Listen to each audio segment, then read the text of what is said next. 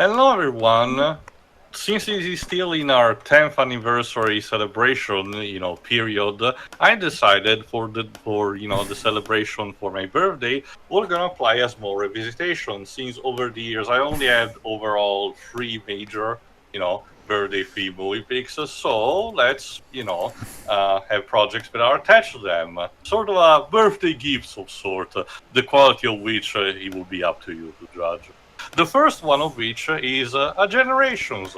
Now, the original commentary wasn't 100% really bad and more recent than others, but I recently re-listened again recently, and yeah, I could need improvement in a few places, mostly on my own as usual, but for the most part it was fine, but it did lack the full team, and we also brought Deji for this for good measure, so our first gift is 1985's quintessential young teenager adventure movie, The Goonies. This is a conjunct effort between 3 people: Steven Spielberg, Chris Columbus, and Richard Donner. Richard Donner is the director. Chris Columbus wrote the original screenplay, I think, and Spielberg essentially refined it. But it was mostly essentially, again, a Trinity kind of project. Hashtag release the Donner cut. Fun fact, me and Deji actually, at the time of this recording, watched his first Superman movie literally yesterday. So, fun. This is one of the quintessential films starring children. Not to say we never got anything like that before, but I would say this was probably one of the most successful bouts. And it's even the movie where Josh Brolin, yes, that Josh Brolin, got his big break going. Yeah, we do have an all-star cast in here. I will not go through all of them more, in detail when the movie properly goes on. But in the lead role, we have Sean Austin, which became more famous later on for obviously Lord of the Rings, and for some reason Cabin Fever 3. Good on him, I guess. Josh Brolin, while he was still, I think, late teenager, if not young adult at best, at this point. And among other things, for example, recent Oscar winner Ke-Huy Kwan, and instead Hollywood blacklisted Corey Feldman, or guy. Yeah. Okay. More on the movie as it goes on. But we can properly start. So start before the Warner Brothers logo. The copy that we have does not really have any particular fanciful thing. Surprisingly enough, for any release of this movie, you'd think Warner Bros. Will do one of its fancy logos, either with the Looney Tunes theme or the Casablanca theme, which they usually tend to do these days. But no, it's just the Warner Brothers logo with no music attached to that. So start before that. In 3, 2, 1, click.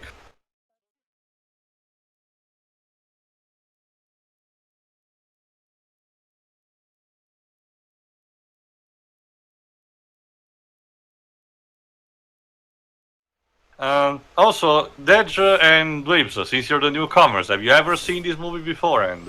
Nope. I don't remember. No, it was showing once on Cartoon Network, and I decided, nah. It's Cartoon Network. I want to watch cartoons on a Sunday. You watched Inside Job, right? Yeah. Yes. They make a joke about this movie, but we'll mention later. So we started with this family-friendly, childlike movie with prison activities. Heck yeah. It's really funny because I was gonna mention the Inside Job joke. And suicide. Oh. Yay! Not so yay. You see, you have to understand, family films in the 80s were different. It's something that affects the family, so you know. I mean, to be fair, even nowadays, family films can be pretty dark. Barbie says penis and vagina, so yeah. Isn't that like rated PG-13 or like 15? No. Yeah, but there are a lot of kids. This is Robert Davey playing one of the villains who has a shit on extended. And this guy Drips. This guy with the glasses, that is Joe Pantoliano. Yep. While the woman at the wheel is Andy Late and Ramsey. Goodness gracious. Was that his mom? Yeah. They've collectively formed a band called the Fratelli, which means brothers, which is a bit redundant, I guess it's supposed to be band of brothers, but sure, I guess. The music in the film was done by Dave Grusin. Surprisingly enough, not John Williams. I guess he Don't you was see- I know, right? Don't you see? Because honestly, this film does have a score that sounds very John Williams-esque. It's very simple. Pedro. It's very simple too. This movie's equivalent of the Beagle Boys. Kinda, yeah. You mentioned that mostly about the Doctors reboot in your commentary. There was an episode where I think remember from the 90s series where the gang gets trapped in time, typical stuff. And the Big Old Boys have a musical number where their reminiscences were Mother, which is basically like this. As for what Jova was just... Well, Go on. the actual composer is a guy named Dave Grusin. Yeah. That's the That's thing, what I said earlier. That's the thing, Jova. Like after the huge success of films like Star Wars, Jaws, Superman, and stuff like that, around this time, every composer wanted to be John Williams. Like he was like the one basically that set a whole new era of how scores would be made in movies. Tia, what do you call the female equivalent of a mullet? I don't know that. Anyway, the cool thing about Women get mullets, that's the thing. Yeah, it's still called a mullet. Okay. The cool thing about this intro is that it's presenting us our characters, all the core characters, watching this scene as it unfolds. For example, here Corey Feldman. One of my relatives currently has a mullet. Dad, you're the TMNT fan. Which turtle did he voice? Corey Feldman. Let me check. I think it was Donatello, but I'm not sure. I'm sorry. What's the question again? What the TMNT character Corey Feldman voiced? Oh, Donatello. Yeah, sounds about right. I know Robert Darby more for also High Short Round. Yep, it's Donnie. Yep. I know Robert Darby more for his brief scenes in Die Hard and License to Kill when he was the villain. He has a shitload of things that he did, so yeah. Also Pepsi. Yeah, this movie has a lot of product placement. Yeah, for a lot of people like to complain about product placement in movies. This has been a thing for a long time, so... Like this was I think the 80s was even the period where it was ramping up. I remember seeing a review about Leonard Part 6, and the product placement in that is probably even more egregious than this. Yeah, I don't know why people get mad at product placements in movies nowadays when that's always been the case. Again, my general sense is that as long as it's not too intrusive, or at the very least there is a degree of self-awareness. I mean, again, I've been told that the Power Rangers movie does something like this Krispy with Krispy Kreme. I will say it's a literal plot point. I will say this. Product placement, I understand. It's how sometimes you pay some of the bills. That being said, there are some points where it's like they didn't even try with it, honestly. To the point where it can just be way too distracting from the film. Not saying that's always the case, but there are some cases where it's just, wow, this movie really is just nothing but a commercial. Case in point, Chappie with PS4s. Don't you mean Human Droid? Wait, what? It's a long story, Joe, but I told you a couple of times that's the title the movie got in my country, because Chappie can be misinterpreted as the word we use here for buttocks. Why am I not surprised? And yeah, look, Josh Brolin is almost unrecognizable. Just the face it is. Probably. Ladies and gentlemen, Thanos. Cable? Yeah. Can you and let up, bro? At the very least, no one is remembering Old Boy 2013. He was also in True Grit, and you may also remember he was Jonah Hex in the Jonah Hex movie. Imagine, Thanos as a cowboy.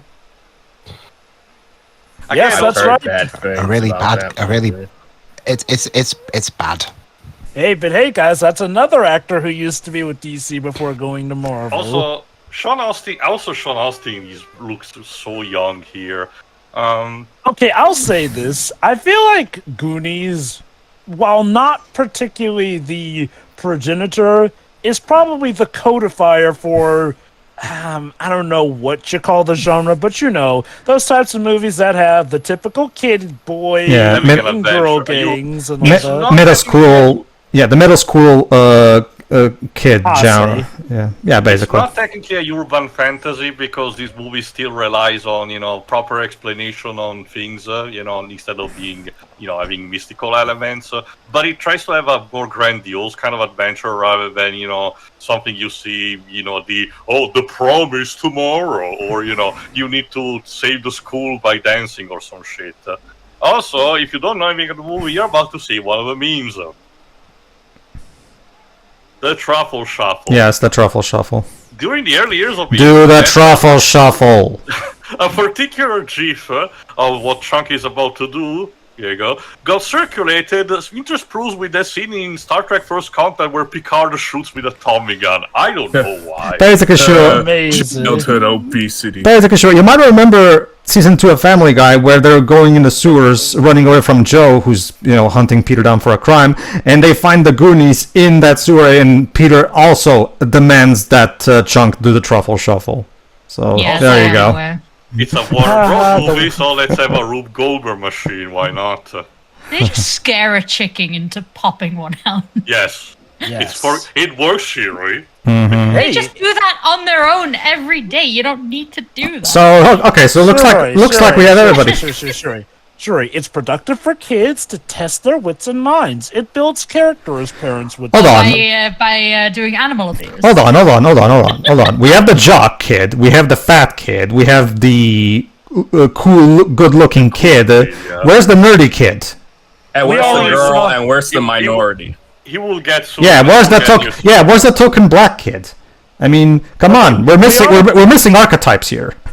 Okay, we've already got the token nerd and ethnic kid. We're about to get it. Yeah, there you go. Data. There you go. Data is both the token minority and the token nerd. We combine a bunch of stereotypes into one. I remember my childhood. So still no token girl, huh? I see how I think he's played by Ki Hoi Kwan, who is mostly known for being short-rounded Indiana Jones, also James Bond. Steven Spielberg is still bitter that he couldn't make a 007. Oh no, Chuck is an attitude of destroying things accidentally, and in this case, this poor David of Donatello is missing something.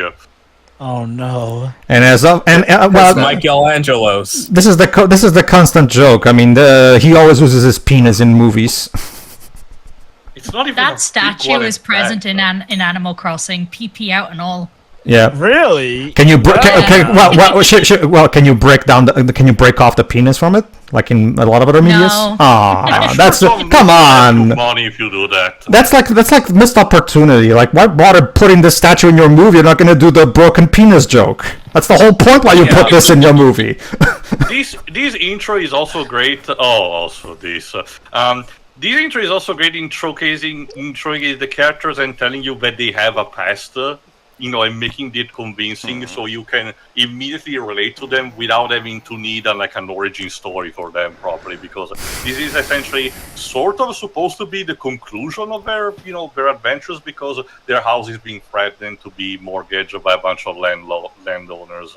So it's not the school we have to save, but the neighborhood. It is. Now we're about to have a classic from the 80s. Foreign speaking is used to, taking advantage for comedy. In this case, Mouth is being offering generously to be a translator for the other token foreign character, Rosalita, which is supposed to be, the cleaning lady for the clean lady for the family, and as you can see, he's gonna have a bit of a fun.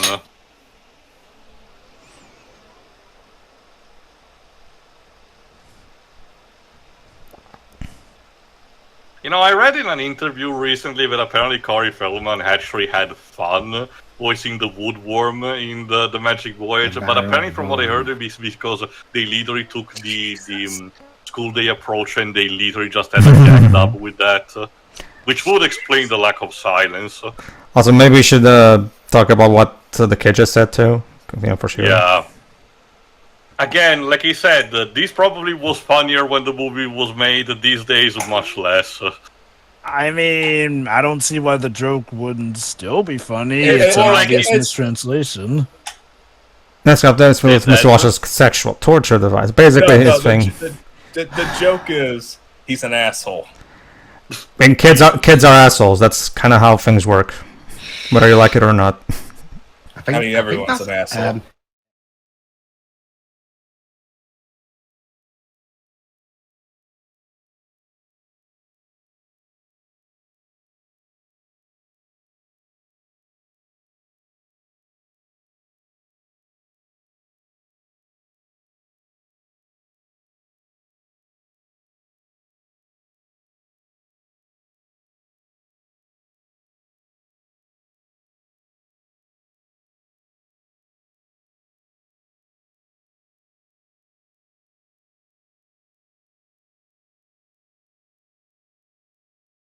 Anyway, fun fact, also another thing, the Italian dub decided to pull a Final Fantasy VII and try to be slightly edgy with the localization, because some terms are, there's an extra bit of swearing.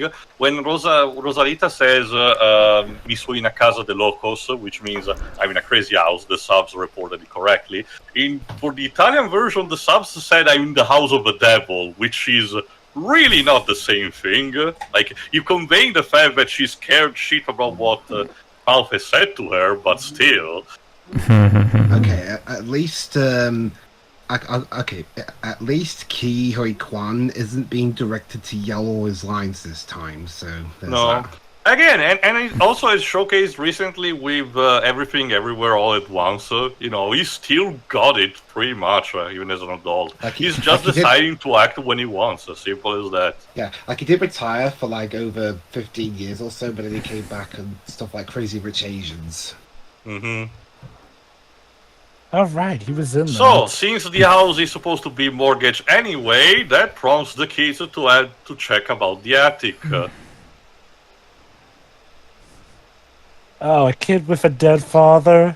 No, the father is still present, but he works all day. Thankfully, yeah. we don't really have the cliche of the parents are spending more time working than caring about me. For a second there, after he said, "I didn't know Dad had this stuff up here," I thought one of them was going to say, "I didn't know Dad." But yeah, I mean, I guess to give it credit, workaholic. One progressive thing is like, well, they don't act like the dad's a douche just for working. Kudos. Mm-hmm.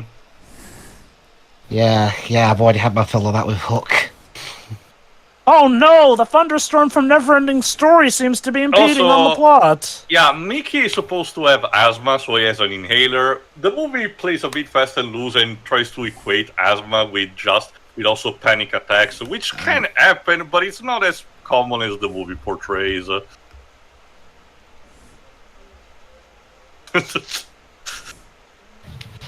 mean, pretty sure it's already ruined. What's this? How to acquire the Infinity Gauntlet? This could come in handy a few years later down the road. How to build time machine on your wrist. How to know if you secretly had sex with your own daughter. Whoa, let's not do that. What? Old boy is fucked up, Dej, and not in a good way.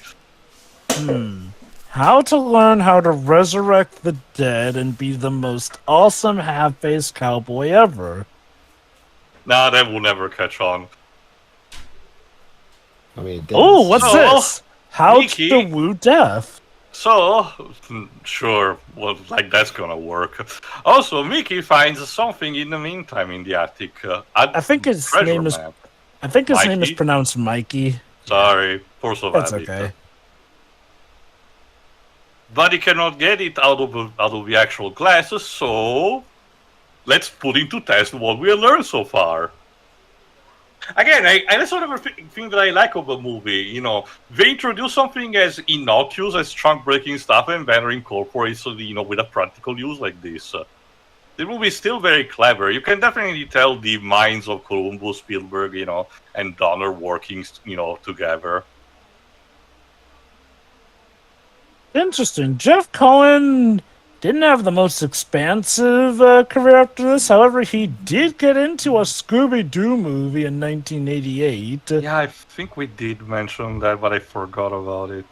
Scooby-Doo and the Ghoul School, specifically. Mm-hmm.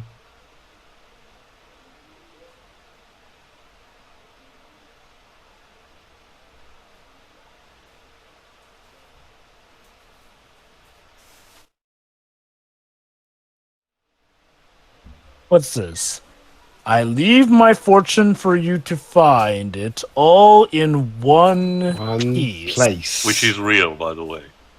Hmm. I thought it's a place in the English, but the Funimation English version. Yeah, that's essentially our impetus for the movie. These kids need to find this treasure of this pirate called One-Eyed Willie.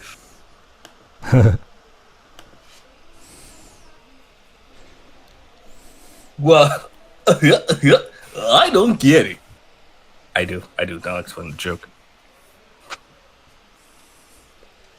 So who's Sean Astin? The Damn it! Why are the Yeah, British this kid. ruining everything? Yeah, I was about to say, get these dreams. This pirate was so against the British wanted to get his treasure that apparently he actually went to war against the entire Royal Army. And he buried his Just ship one galleon, and then he decided to hide his entire ship in a cave. in the United States, just as one more middle finger to the UK. Again, the constant thing that I keep learning from all these fictional medias is that the UK sucks as a place. And I mean, we need to go. We need to also do some things about Spain colonization as well. Cover that topic. You're kind of in. The best thing that I can tell you is the movie Elizabeth the Golden Age. Not to mention Dej, but much. not to mention Dej, that's kind of how it was back in the day. Spain and Portugal literally said one side of the world to you, one other side of the world to me. Yeah, I know. We need more media covering that as well. There's the animated movie Magellan. That's the thing too. I cannot guarantee Never that heard you're of gonna it. like that. It's terrible.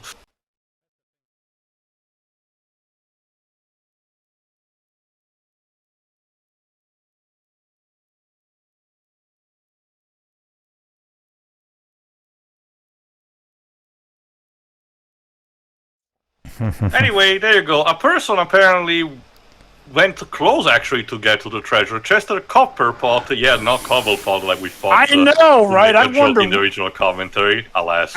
I wonder, were they like making a Batman reference with that? That name is very With that close. well, again, as a general rule of thought, last names do derive from either your family or the profession that your family has. I guess in that case, this guy had ancestors who mined metal or something. Calling it now, if we ever got a Goonies and Batman crossover, they would probably retcon it to be Chester Cobblepot. Actually, yeah, that's actually a good point. Surprisingly enough, Warner Bros. Hasn't really capitalized much on the property. The last one I remember was one expansion in Lego Dimensions, but they didn't show up in Space Jam: A New Legacy, which, considering the amount of Easter eggs in that, it's kind of surprisingly restrained. Yeah, you'd think with how popular Stranger Things is, they probably...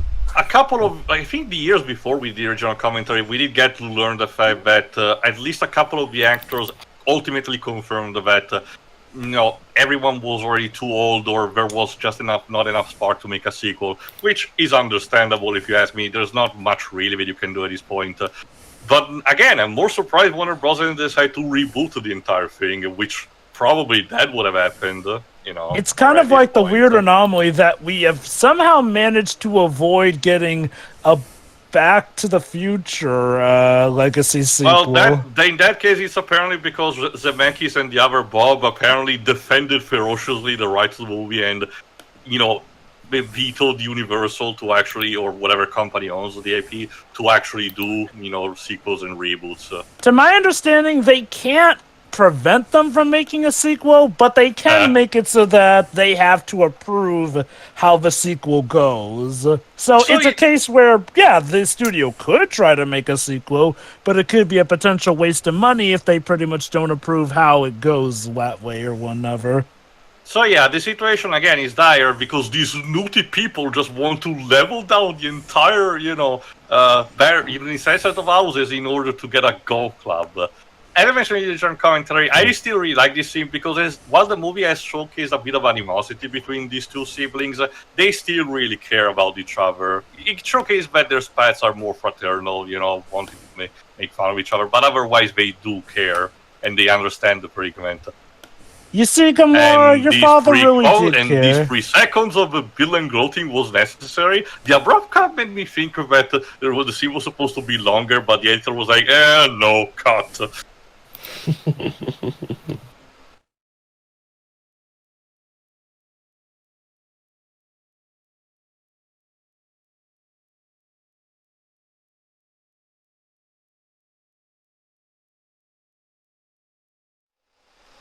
You're gonna get cooties, man. Also, more Pepsi. Huh, I didn't know Death's name was Andy.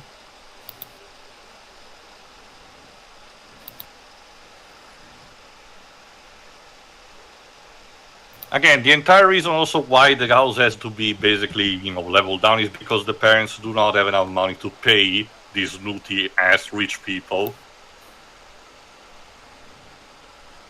So the best what you're chance saying is also Cyndi Lauper. Of course.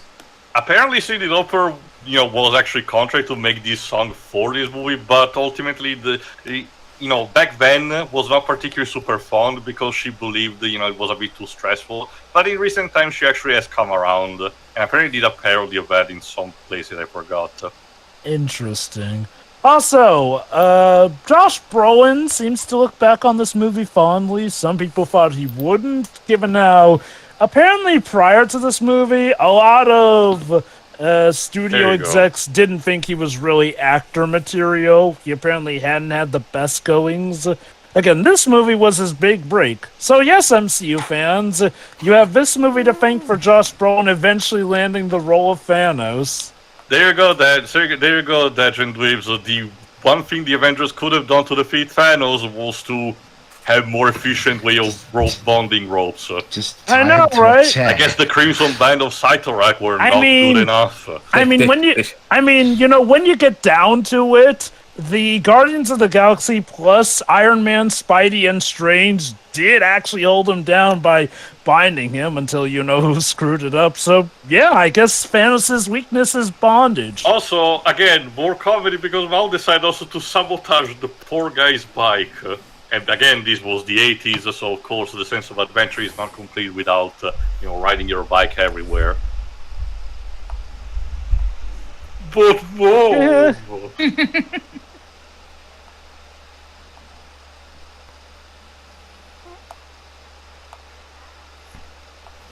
Nah, you're sitting there for the next few hours. Poor Brand. There you go, that's Mikey's father. Brand. The actual song is actually not too bad, catchy enough, but, not the most memorable thing from Cyndi Lauper, if you ask me. It still works, so not really bad. It's just there.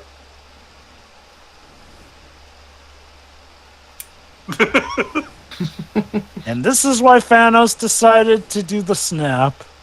And maybe if he had a copter, this wouldn't have happened. I know, right? That it was the Thanos copter. Well, there you go. There's the Thanos girl bike that he just stole from that little girl. So there's that. Thanos girl bike. That actually sounds like something that would sell a good bout of money in merchandise. Hey, kids! You like Infinity War? Well, now you can buy your very own Thanos in a little girl's bike. Just like Jim Starlin and Vision. I wasn't fully paying attention. Why'd they tie him up and destroy his bike? Because a brand was supposed to actually take care of them and did not need. Were not supposed to actually get out of the house. Okay. Yeah. So essentially, again, Maki is spearheading everyone into adventure. There are a couple of motivational speeches that he does to rally up the group and to cement that he's the leader of the team. Again, as also we mentioned in the original commentary, the strength also of this movie is that it has these typical cliches that eventually will become, more samey also, this token type of... but it actually, explores with this concept. Also, typical school jock, Troy. Even in the name, it's engraved, like Troy. Is that Mark Wahlberg? I'm pretty sure no. Steve Antin. Okay.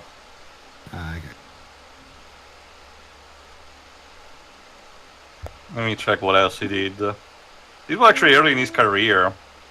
I don't recognize anything else he did, but he did stuff for both, TV and cinema. There is that. Yeah, no, I have not seen any of these other things he was in.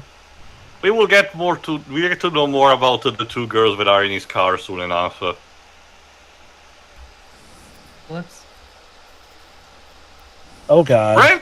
Brent is also a bit of a jock stereotype, but as I mentioned also in the original commentary, he's kind of like Yamcha. He tries very hard and does not succeed. Ladies and gentlemen, the man who will raise half the galaxy. I mean, it would be more in line with the original comic, where he did it out of, being more of more of a simp. Wait, is that why he did it? Yeah, he did. So he get laid. Trust me, Shiro. If they adapted to the original storyline, Thanos will not be that much regarded as a tragic, poetic kind of figure, but more of a buffoon. I was gonna say, damn. Okay. Wait, Shiro, remember when we did the commentary on Marvel vs. Capcom Infinite and Thanos basically merged worlds because a girl said she was bored with her world? Mm-hmm. That's the same thing. Oh, so he is just a simp. Yeah, for her. Okay. Basically, Shiroi, originally Thanos is madly in love with Death, who cucks him with Deadpool on the side occasionally.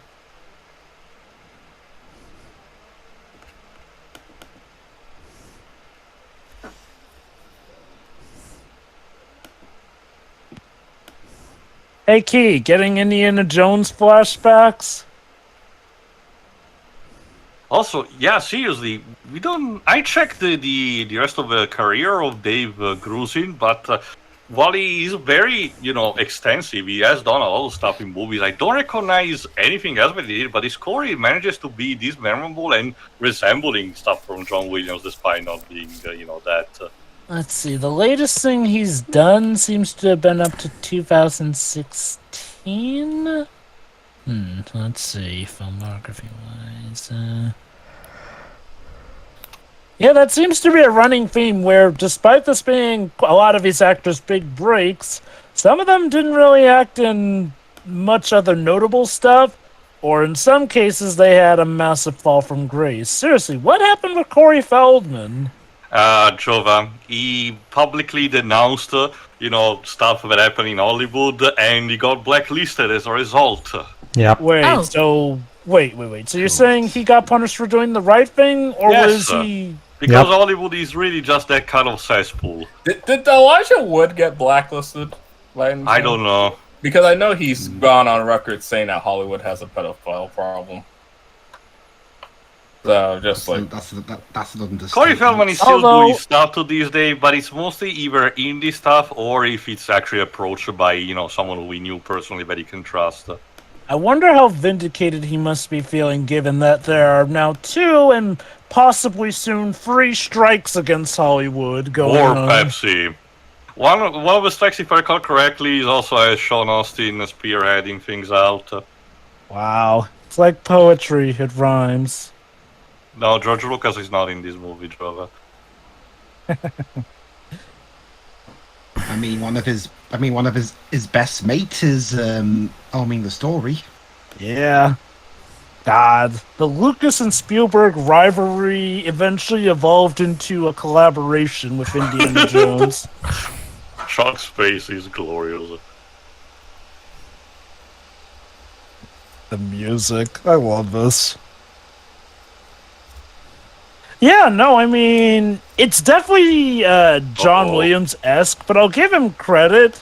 It's not just a blatant copy. This lovely cherub is, I guess, played by the late Anne Ramsey, who's also had her own extensive career. Let me see if I can think something that you guys can recognize.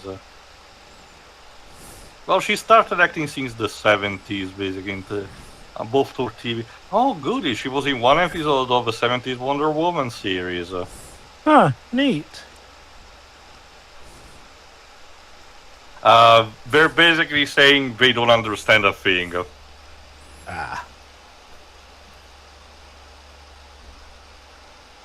Just pinch those cheeks aggressively.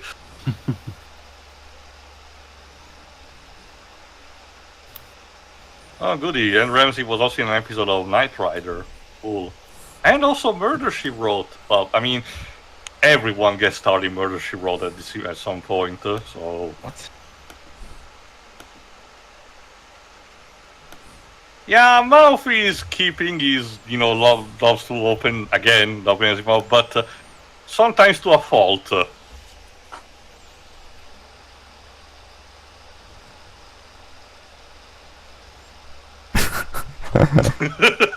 Jesus. How pleasant. This woman was about we've already had suicide, so I get I get the feeling Theo, this woman might just be the actual sea witch from Hans Christian Andersen. It will become more apparent later, but she's essentially the brain of the operation, while her two major She's kind of like a hag.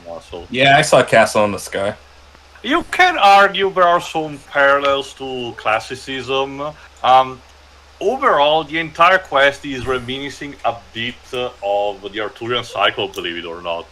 The quest of having to find an object, being tempted along the way, having to find a particular obstacle. It has that kind of, cliches sprinkled throughout in that kind of structure. But you can, I guess there is some applicability that the villains do represent classic, villainous characters from fairy tale, like, the old witch or the big bad wolf.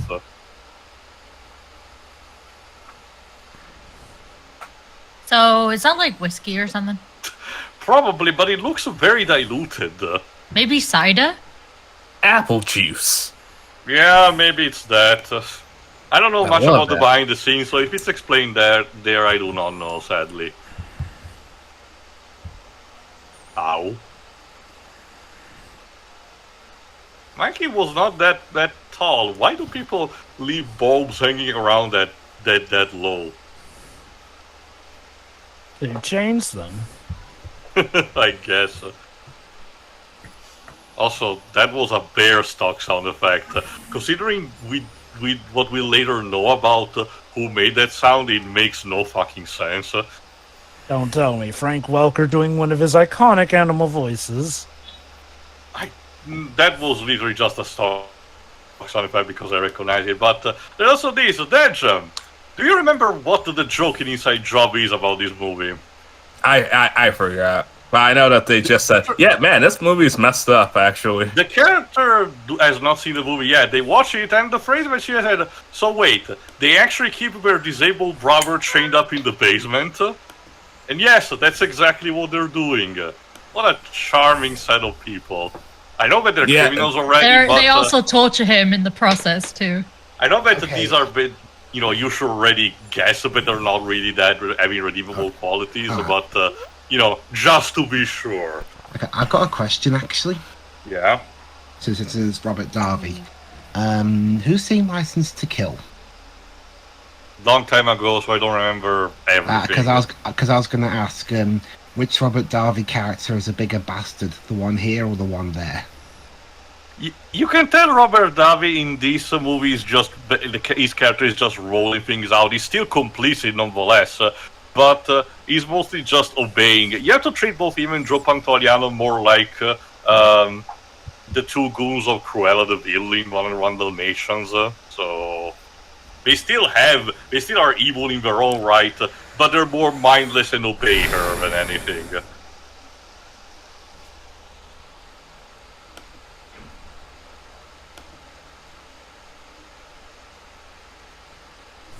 Yeah, sorry.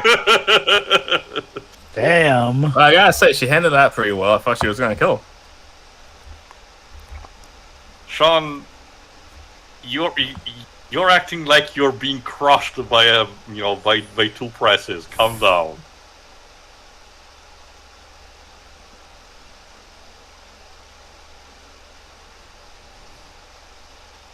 So yeah, apparently during their chase they even managed to kill a Fed. How did that happen? Magic.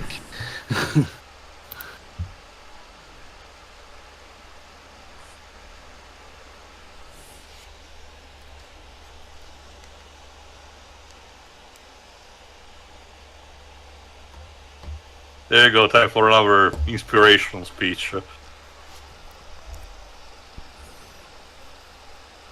Yeah, honestly, I'm legit surprised that there wasn't a show that we did. It's called Recess.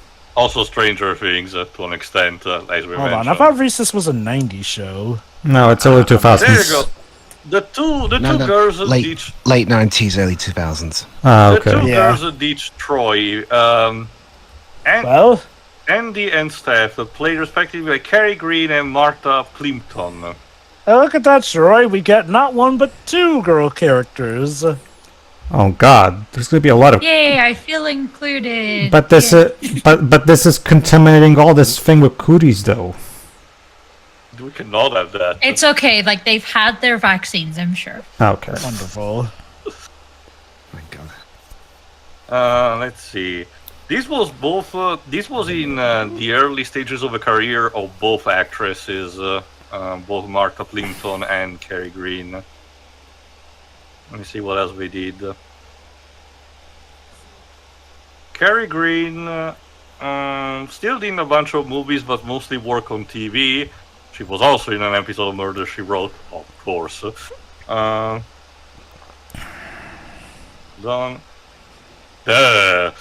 Well, Martha Well, Plimpton, at least it didn't hit them in the face. you just got fished. She could have been Sideshow Bobbed.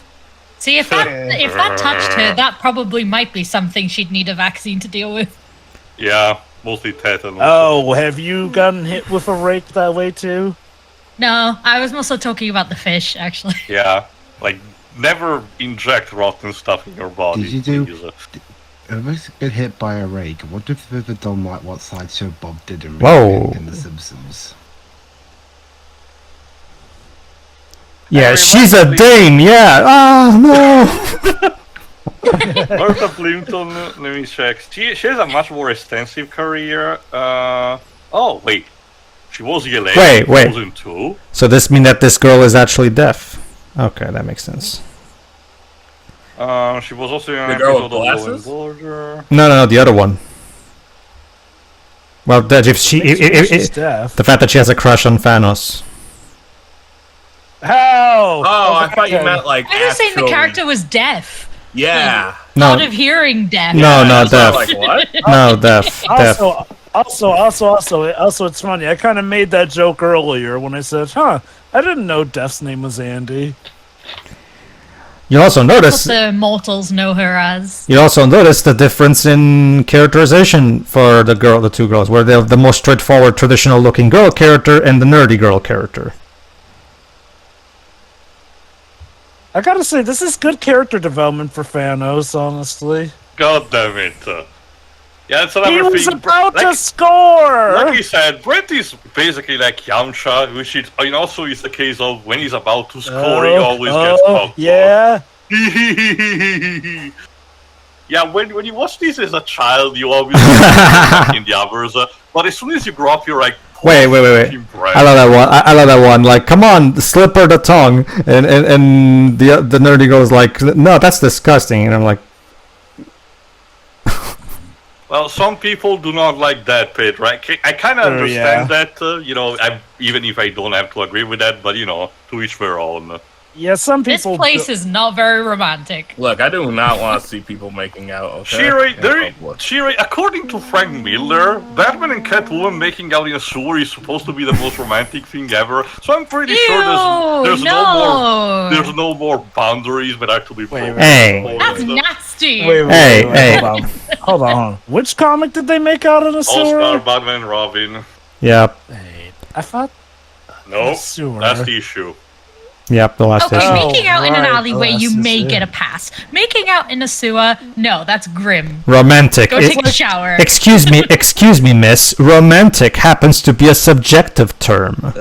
I'm sure you shouldn't knock it until you try it. Yeah. I'm not gonna try it. I What think is we're that, a losing step- track. What is that? A step up from bathroom sex? Hold on, I think this joke from mouth.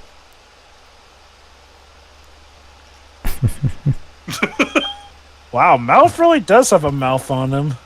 It's also, again, as we established also from the intro, Mouth's father is, a plumber too, so there is that.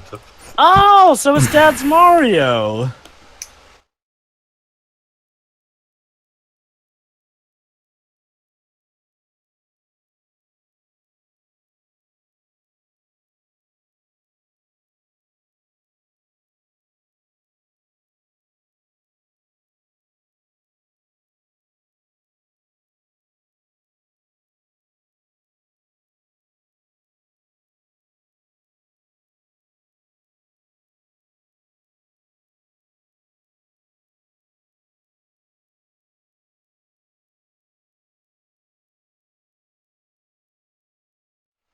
Hang on. There's a guy named They're Alfredo. in this counterfeiting movie. money. Is Alfredo? Is this where we find out what the Fetick was in Alfred and the Fetick? No, you see, What? Action 52 joke. Oh, It's- right. Wait, is that Shorty from Indiana Jones? Yes. We mentioned that earlier. Okay, look, so, there were so many people talking. I was just like, wait a minute. It's very simple, Dej. Allow me to explain to you how time travel works using these two strands of spaghetti. Also, these Shut up. these fake money printer kind of sucks because it prints only one way. Like, are you supposed to glue the both apps? You know, it's a good job we didn't use Von Drake's money increaser, because then he'd have got counterfeiting charges. Okay, Mikey, calm down. That's a chunk. That. Oh no, I just want to reference Recess because the way how But, pronounced he is. Oh, he actually smells food. Yeah, again, being the token overweight kid, Chunk just loves to eat everywhere. Let me guess, the ice cream's actually got the ashes of their victims. No, well, you're close, Dweebs. It has an extra flavor. Dead fed. Huh.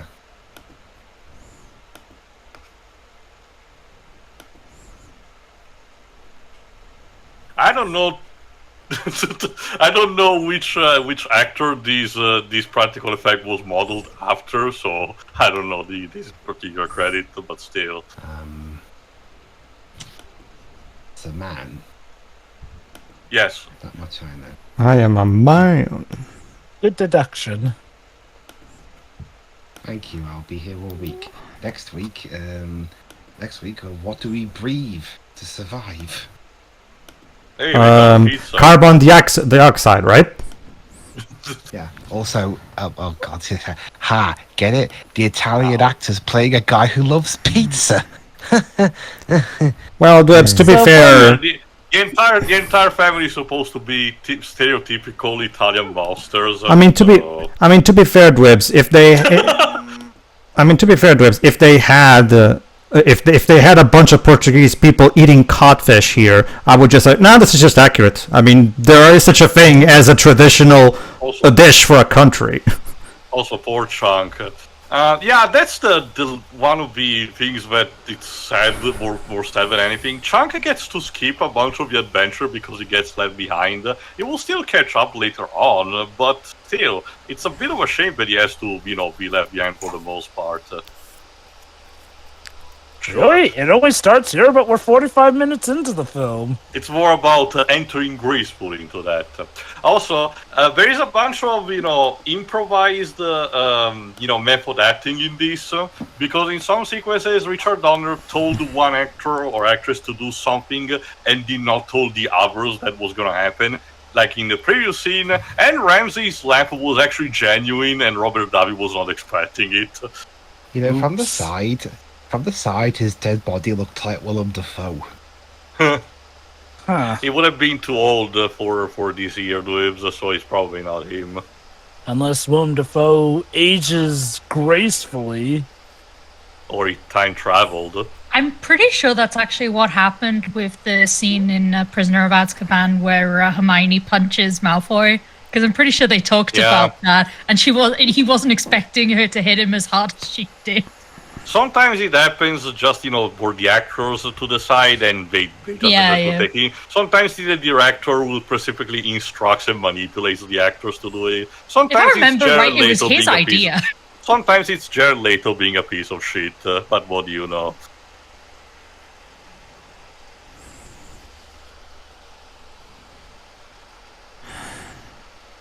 Here we go again. Three Stooges comedy. Remind me, did this come out before DuckTales or after? Before. DuckTales was at the end of 80s, beginning of 90s, I think. I would not be surprised if DuckTales took a lot of cues from this movie. Mind you, the characterization of the Beagle Boys was prevalent already in the comics for Italian decades at that comics, right? point, so there is that. Mm-hmm.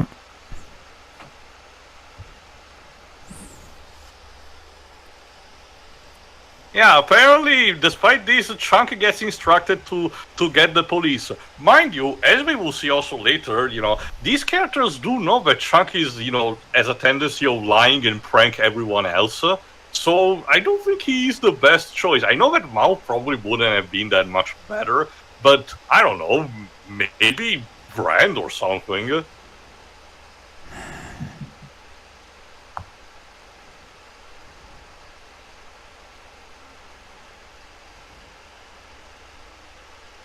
Alright, we can finally start proper adventures. Apparently, in this remote city of Oregon, nobody bothered to check the underground because there's a bunch of tunnels spanning around that apparently are dating back to the pirate era.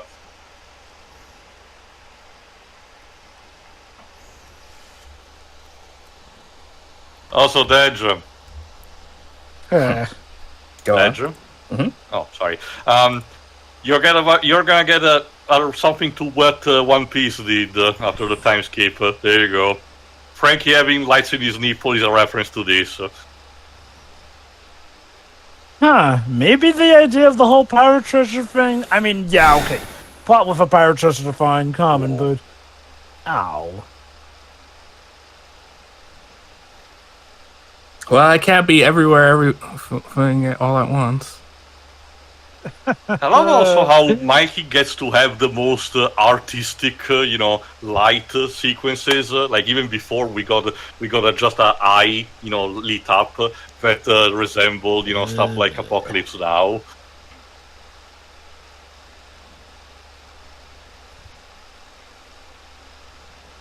Oh God, he's talking to them. Gee, Dad, we're dragging this beat a bit longer than that. What could have tipped you?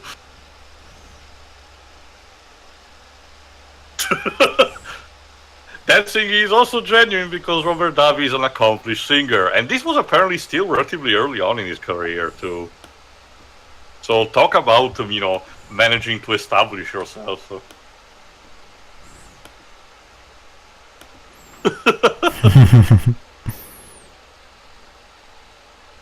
And yes, the Chunk gets to still be close to the fucking corpse. This is not his day. Nope.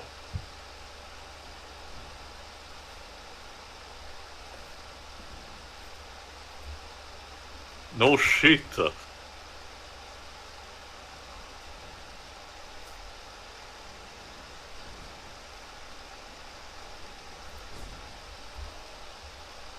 Mm-hmm. That's kind of a stretch considering how much, they need to reach, and sure, vibration propagates, but not much. Have I missed anything? The Chunk has been captured by the Fratelli again, and these characters, the others are trying to make their attention notice the with this. snooty country club that wants to tear down their house. Yep. I sense a bit of karma about to come. Yeah. You can definitely tell which part of the movie were the ones that Chris Columbus worked on, because we're basically getting, Home Alone slapstick. But don't you see, Tio? It's karma for them wanting to tear down that poor kid's home. Also, why does that guy have an eye patch? Why not? I mean, it feels specific, unless the actors really, just had an eye patch on his own and decided to roll with that. Gentlemen, I believe this country club may in fact be haunted. And guess what? Troy is also part of that. Of course he is. And he's reading a magazine about guns. What The does most that even American say? character ever.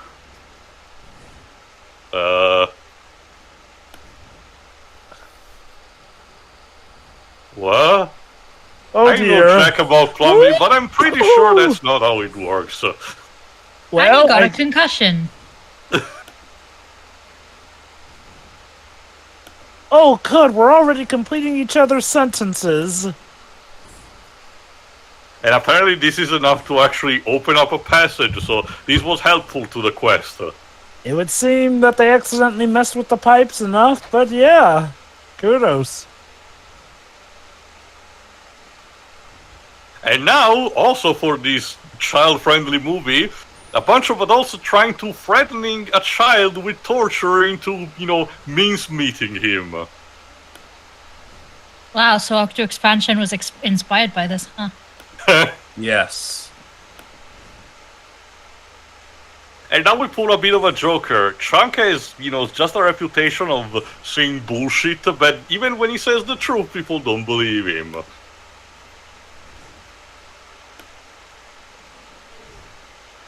Okay, check this out. Apparently, Dej, these things that Chunkies are currently said, some of these apparently did happen to either Columbus, Spielberg, or Donner in the past, but they never specified what was what. What? Well, you Poor told him to guy. tell you everything. Yep. Is it a Green Lantern or a Yellow Lantern? I'd rather have our orange one. Okay, Oh. Parallax. No. That's not Parallax free for is you, Dej. yellow, Dedge. You're thinking of Avarice with the Orange Lantern. Also, give me your stuff. There's a joke I could say, but out of respect for Tio. If you want to make the Blue Lantern joke, it's already been made. No. I get the feeling it was a bad joke. The Yes. Indigo one? Yeah. Oh, Yep, this definitely feels like an Indiana Jones flick. not enough snakes, I don't think. Well, let me spend the one that came out the year before. Poor Chuck. Yeah, Joe Pantoliano's face said it all. I mean, they could have shut him up at any point. They're somewhat invested. It's almost like they're like, geez, this kid legit has issues.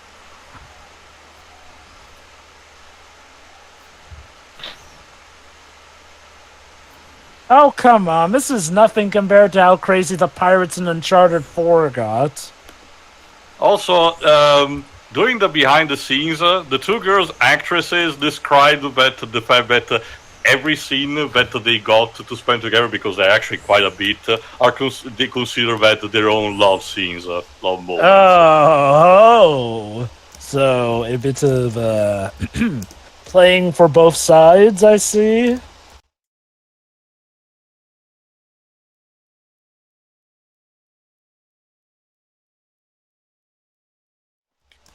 Anyway, let's check this dead body and who it might be. That's I think that's a baseball figurine. Is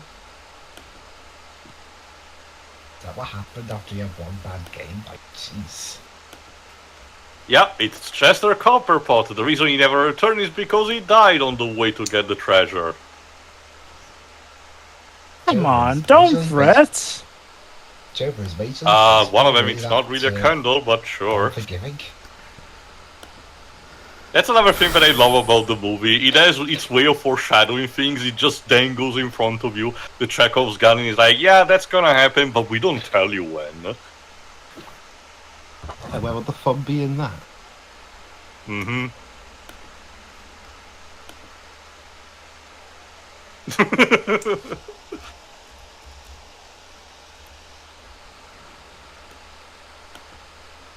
It's a skeleton key, but I thought they looked different. Oh.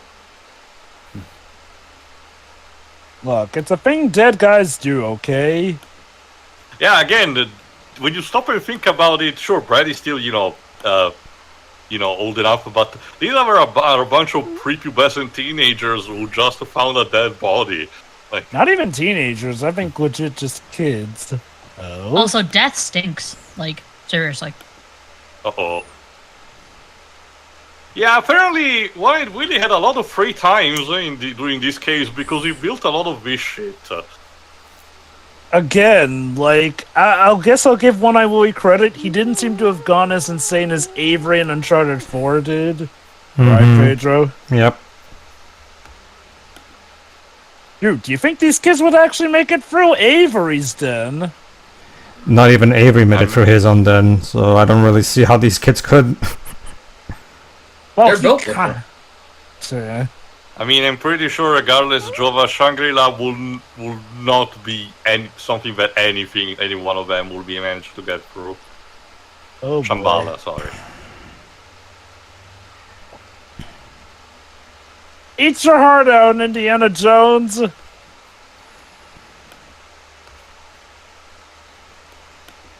No.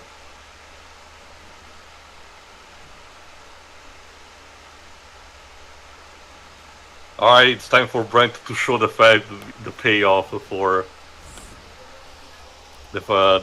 all this bodybuilding. There you go.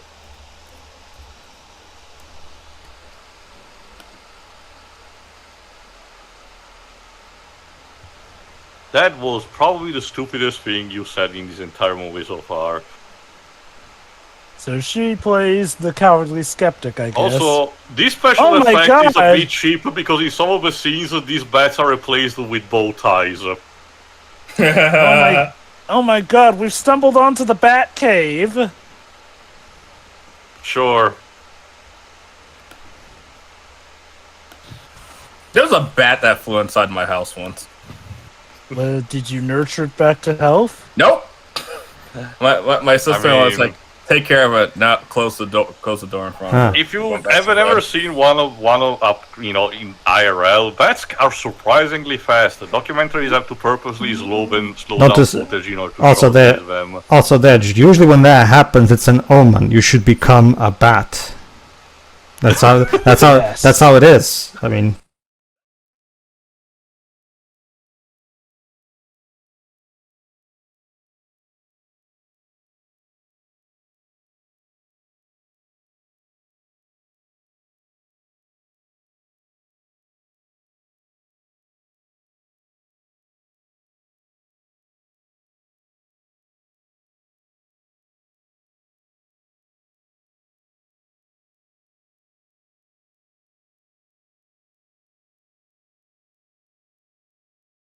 Whoa, Jesus, those bats are powerful enough to blow out the fireplace entrance. And unfortunately, because of that, the Fratellis are revealed from that, the locations of the others.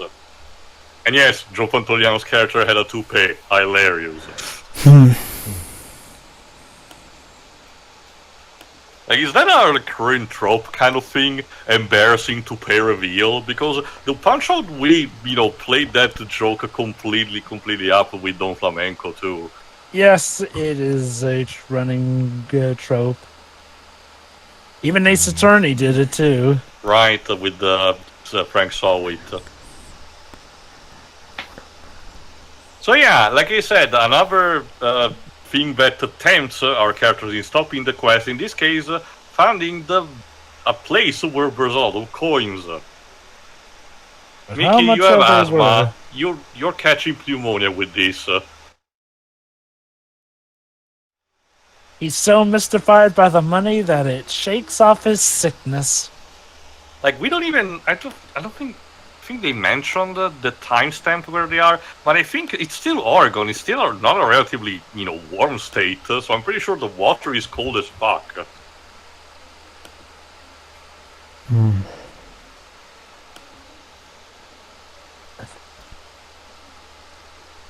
Hold on.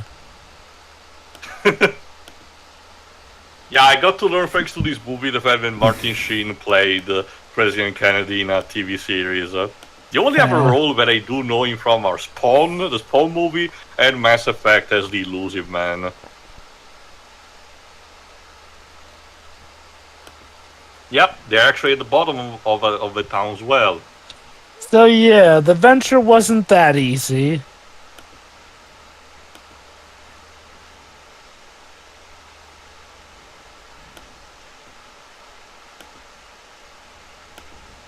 Guess we're robbing people of their wishes.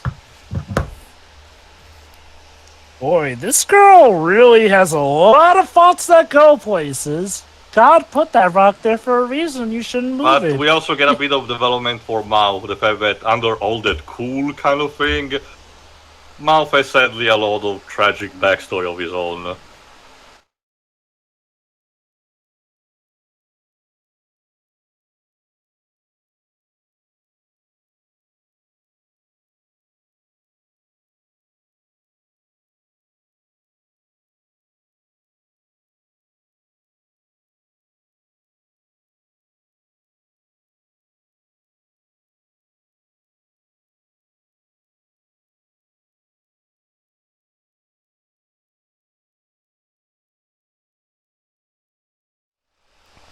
So yeah, fortunately Chunk had a doubloon, which unfortunately is the last thing that the Fratelli need to actually believe him.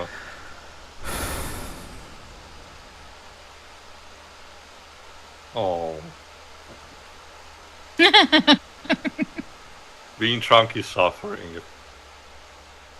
And yeah, Troy also recovered from that accident at the club and is now here. Oh, and it looks like Troy also has the hots for Andy. Yep. She was in the car with him after all. He's gonna be the first to get dusted. Hate to break it to both of you, but the girls are running off with each other.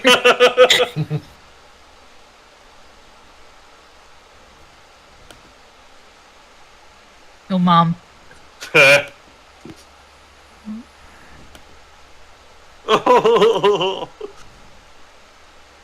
I love how unapologetically, we're playing with the stereotype of, snooty, university-rich, spoiled kids. The kind of it will be prime cut victims for a slasher villain.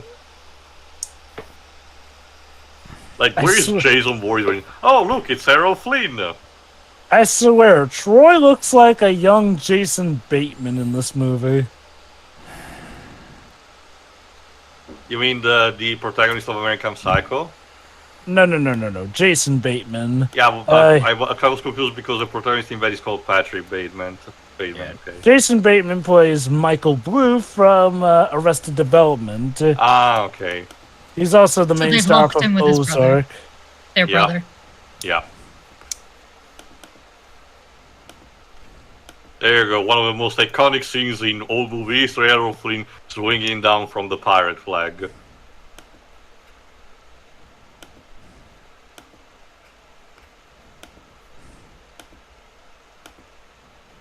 Jeez. Sloth here is played by a football player. There you go, John Matusak. For a second, I thought you were going to say John Madden. No. Which sadly passed away in 1989. I think this was one of the few, actually no, he was in a bunch of other movies before, and then also in a bit of TV. He was in The Dukes of Hazzard, The A-Team, Miami Vice. That looked like a .98 Magnum revolver he had. I don't know much about the guns. Revolvers are definitely my favorite. Obviously. The only thing that I do know is that back in the day, the Beretta brothers, sparkled the design from an idea of improvement over the revolver. Oh, how so? Apparently, in comparison, the Beretta is more efficient. Anyway, time for another motivation speech from Mikey. So yeah, the other characters are doing asking something more reasonable. First, it was just about the There's that iconic phrase. Again, still giving up. Having to give up because they're still just kids. And they have their lives. But Mikey has the sense of adventure kind of thing.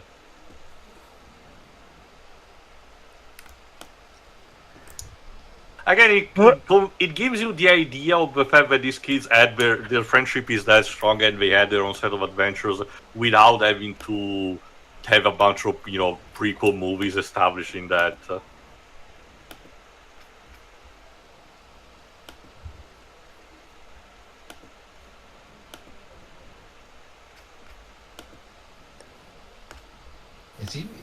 Yeah, not the best speeches from Sean Austin that I heard, but close enough, I guess. Like I said, the most iconic part of this line is the bit "Goonies never say die." Wait, Yeah, our time. What is he? Is he predicting Triple H's second most famous theme song? Funny, we're going to say John Cena's theme song because he says, "My time is now." Yeah. Yeah, that would be a better. So let's see what they get. That's not Andy. Wow, you got stood up from under a well. His face reflexively contorts in disgust. Damn you! Damn Duke boys! Yeah. That looks like the most disgusting cake.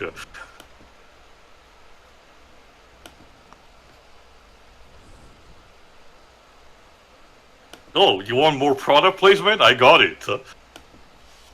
Get a baby roof. It might save your life one day. What's a baby roof? It's apparently like a biscuit brand that was named after a baseball player. Yeah, I don't get that either. Why having to name the entire product from a baseball player instead of, being endorsed? It's like if they name an energy drink Michael Jordan or something.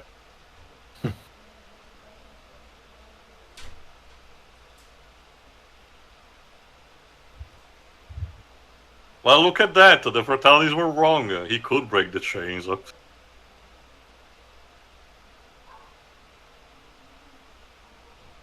Also, another thing, Richard Donner did not tell the Chunk what, Slav was going to do. So, all the reactions are completely genuine in this scene.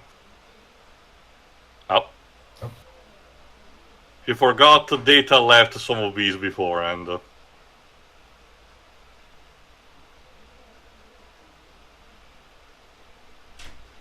Nothing.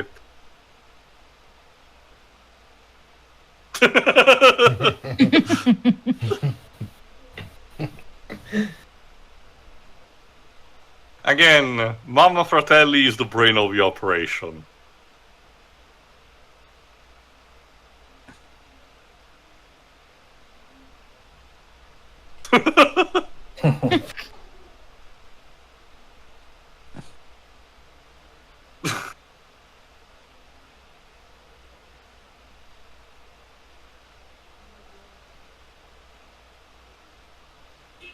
So yeah, because Chuck was actually the one decent person that's lost found his entire life, of course they bond immediately.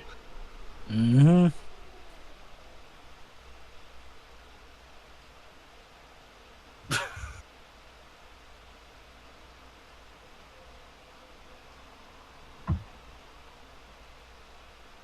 Could you tell it's a Warner Brothers film? Yep. Yeah, there's a lot of Looney Tunes inspired slapstick in these two. Mm-hmm.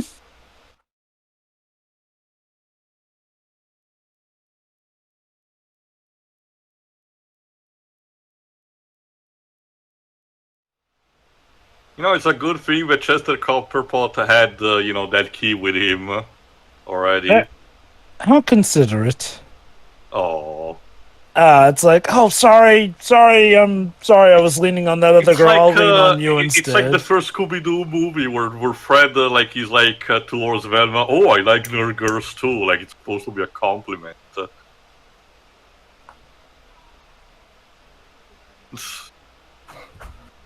I like how she looks angry about him until he leans on her chest, like that's what she wants. Then again, I guess as The romance between Andy and Brandy is a bit weird in how it's developed. To be fair, though, there are some girls who are horny, so... Oh no, it's more...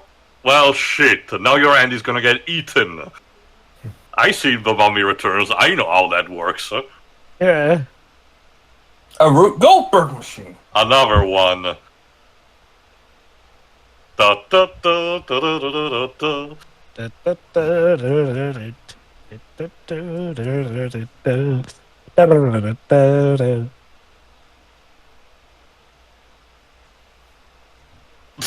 We needed that close up. The emergency dentures, I guess.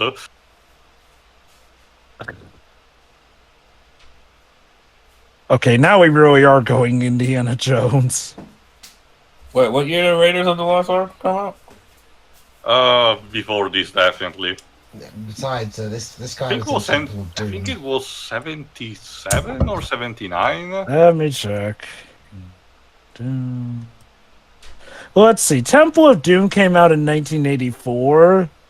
Okay, Raiders of the Lost Ark came out in 1981. Okay.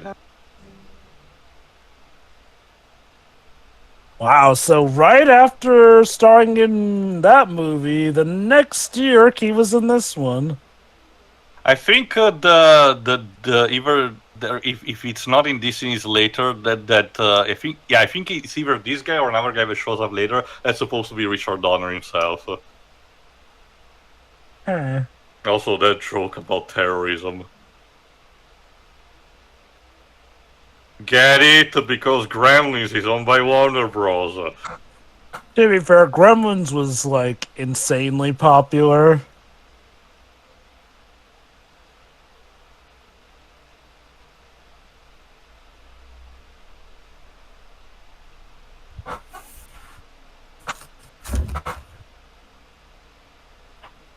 So yeah, basically thanks to this, every major character is actually going to the same direction now.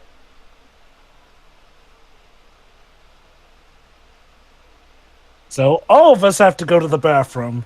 At All the right, same time. all right. No one be shy. Just whip them out and let's piss.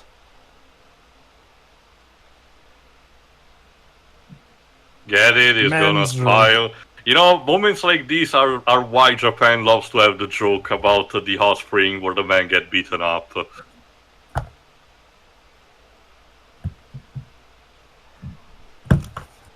Oh yeah, the pipes over the country club are an absolute Yeah, mess. they still are a bit of a mess. Again, that's the cool thing. Some characters are tracing back some of the steps that the other went through and see what happened. Ooh. I'm sure Yeah. she's fine. Just fine. You do not. And Brand makes the biggest mistake of his life because the moment he probably, would have understood that something was happening. Yes, you know what? My little brother should actually, take a look, look into this. What's the worst that can happen? Oh my god. Oh no! Oh. Oh. Again, Brandy's Yamcha. Ooh. Oh Pure and god. simple. Oh lord. She's about to make that kid a man. Well, again, I will say this. This feels just fair just to, shit a bit on Brand having to have Mikey have genuine development because, again, this really doesn't really go anywhere. Mikey doesn't develop the feelings for Andy. It's just No. No. You see, it's early character work for Thanos. Just like Thanos, he gets cocked. So Sean Austin will play that fool? Yes. Or Sean Austin will play Thanos' brother. Because, yeah, Thanos has a brother in certain media. Yeah, that's probably the best tip you can give. You might have to have a talk with the police, honey.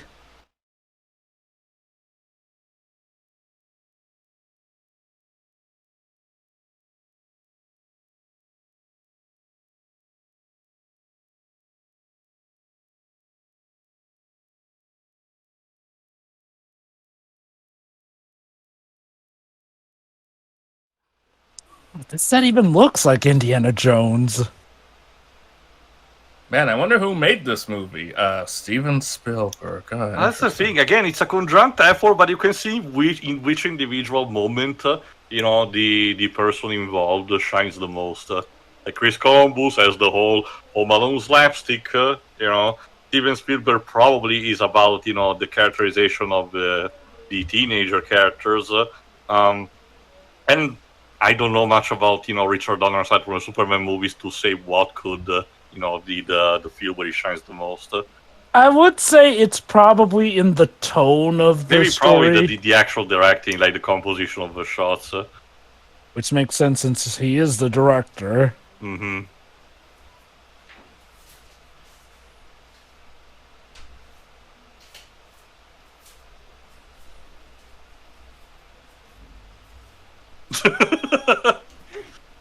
Yeah. Shit. Looks like you have to improvise.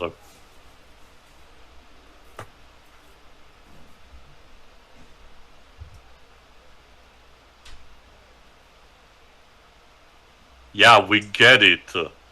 You don't say, Brandy.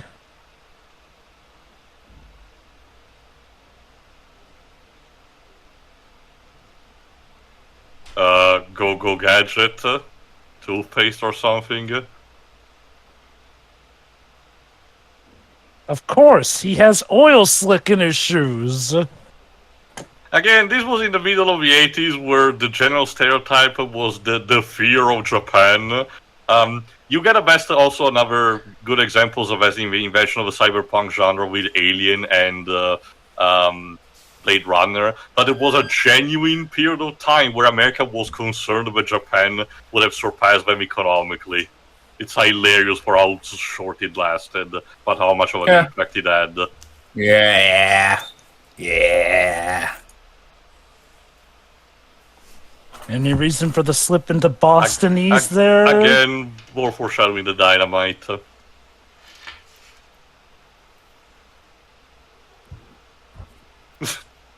Alright, let's see if I can go through with this leak.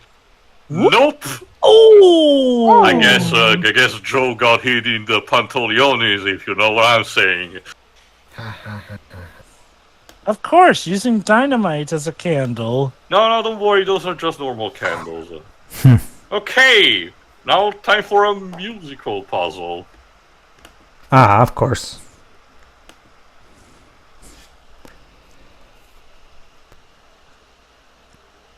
I've gone for the Light Crusader one. I can do this fine. He's hurting right now.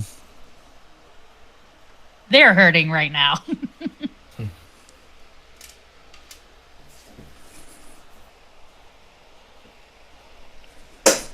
He doesn't understand. He really doesn't. Yeah. Oh wait. Oh, okay. So you have to know. Sometimes- So you have to know the notes. You don't actually listen to the song and replicate it. You see, Shiroi, sometimes parents don't understand the pain their children go through. Dead.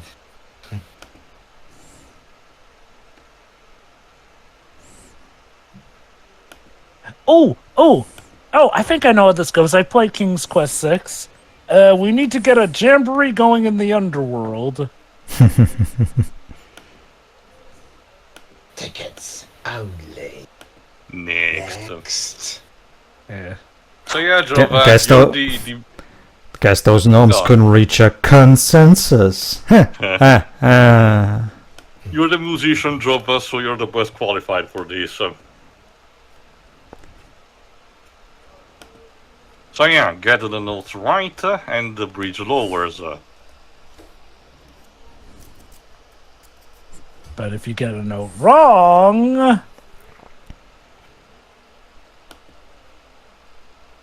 Nope. Part of the floor crumbles. I don't even really know. How is Indiana Jones in How here. does this even work? Remember, why Willy was just a pirate that was working up with, How do you make? what they had. How do you have the time to build these traps? Like when Well, it comes to okay, ancient civilizations with something like the archaeology, genre, you get it because it's an entire civilization. They had time and resources to do this kind of shit. But it was just a pirate crew trapped in a cave. To be fair, they could be very resourceful. In regards to how this sort of trap would work, my guess is like, well, it depends on which notes are played, which will then blow the hot air, which is powerful enough to either, break part of the ceiling or help knock the door down.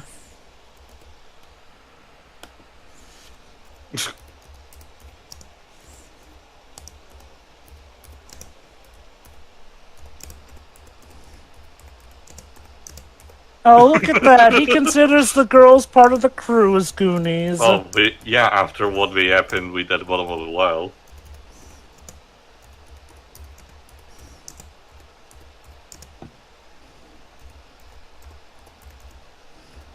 Yeah, no. Creep alert. We even had that sound effect. Yep, that's definitely a Warner Brothers movie. Shit. Just play all the keys! No, wait, that not was sure actually a that's how it terrible works, idea. Just slam your face onto it. Oh, shit.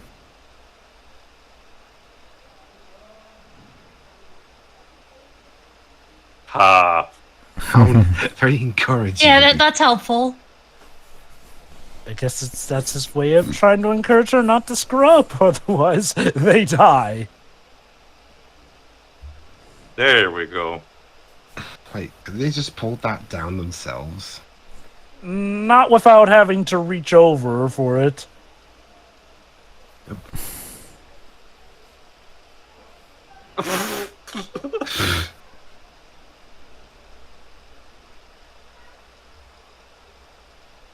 Yeah, they don't really need it anymore. Whatever.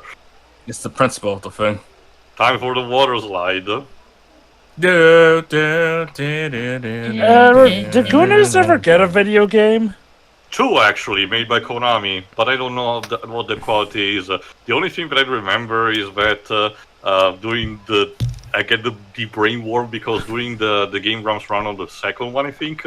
Then he mentioned that the sound effect that the door makes when you pass through them sounds like a Ligma joke. Ah. Be glad you didn't say that in front of Esau.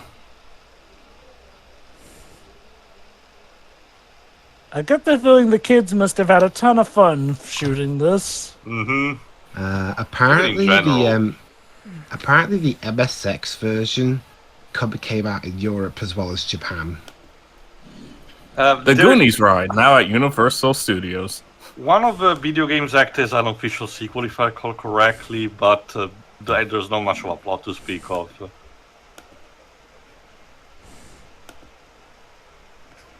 So yeah, apparently Richard wanted to have more, method acting, trying to hide what the characters are seeing. There go the Inferno, the Galleon. But because the actors did say too many times, holy shit, during this genuine first take, they had to refilm it. Oh, why refilm it? You already let some of the kids say the No S idea. word. Double standard. Maybe they met I don't know. order. Also, another thing, I forgot if it was supposed to be now or later. There was a scene that was cut away with an giant octopus that the kids meet, But because the special effects were not too convincing, it was cut away and there's just a throwaway line at the end referencing it. This is interesting. The Popeye movie would go that route instead. Mm-hmm.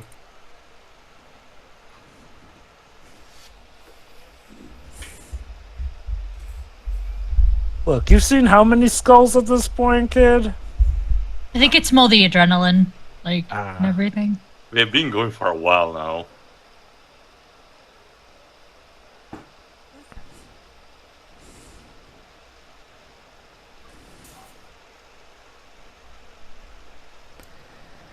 Speaking of, I was gonna say, John Williams didn't really use synth that much in his scores.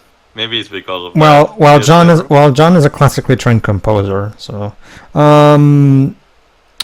speaking of video games too, the Laserdisc video game they were playing, it's called Cliffhanger, which is based on Hayao Miyazaki's Lupin the Third film, Castle Cagliostro. So, fun. Cool.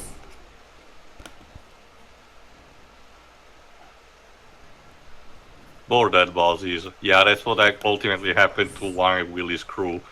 After, preparing all those booby-traps, they all still died here. That's the little tragedy, but as a kid you don't get 100%. But then when you actually grow up and you think about the implication of a movie, yeah, these people still died entombed here. Damn. And yet, it still doesn't seem as tragic as what happened with Avery. Jesus Christ.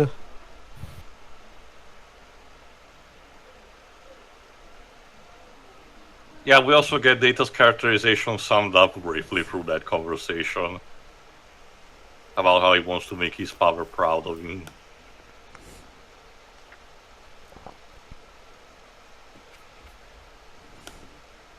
Yeah, apparently, also, for a galleon that's supposed to be of the 19th century, it's in pristine condition and not eroded too much by salt water. Now, where's the treasure? It's just a matter of finding it.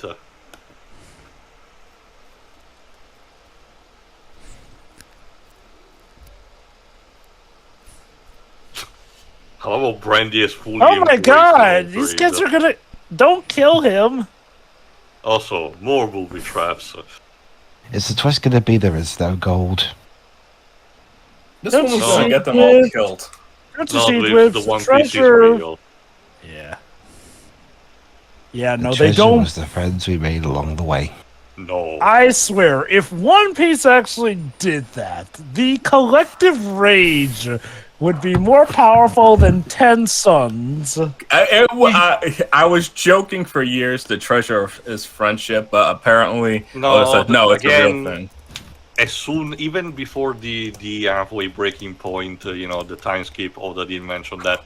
And to be fair, let's be honest, One Piece has too much of a fan base. It's been going on for so long that no matter how it ends, it's gonna piss off someone anyway. Yeah, I was about to say I don't think everyone's gonna be happy. You know, Oh my god! What if they pull? Wait, guys. What if they end up pulling a Pulp Fiction on us? Essentially, We don't know we don't see what it is. But To me, anyway, Oh god. I can imagine if the treasure's called One Piece, like it just turns out to be just one piece of a doubloon or something. Yeah. No, apparently, it's going to be the truth about the world. the biggest has been speculation hiding. is that there was like a one piece of it. But anyway, Mikey has finally found One-Eyed Willie himself. in the flesh or lack thereof. And Mikey starts talking to the corpse. Mikey, you okay? He has already He's been been down here rambling. too long. He has been rambling already for this entire journey. I get it idolizing, this figure, but still. Kid, I'm just a corpse, and I think you're a little weird. You also do know I'm not really talking to you, right? I'm just a hallucination. And here's the thing, One-Eyed Willie was not called like that for nothing. He had a congenital defect in which he lacked one eye. Like, he literally had just one eye.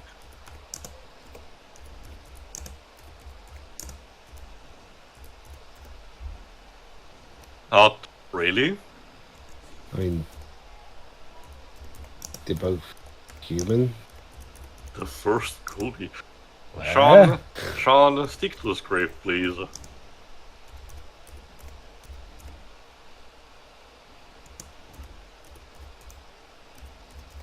Mikey, what's going on? Yeah. Hey, Sean, 38 years. Hey, Sean, 38 years from now, you're going to be part of the negotiating group that will try and save Hollywood from itself. Yeah, Brent's phrase sums it up long enough. I mean, stop treating asthma like it's a panic attack, please. I think he's just doing that to keep his airing because, the anxiety is Like causing I said, him shortness of sometimes breath. it doubles, but the movie seems to think it's just, intertwined the two things, which is not.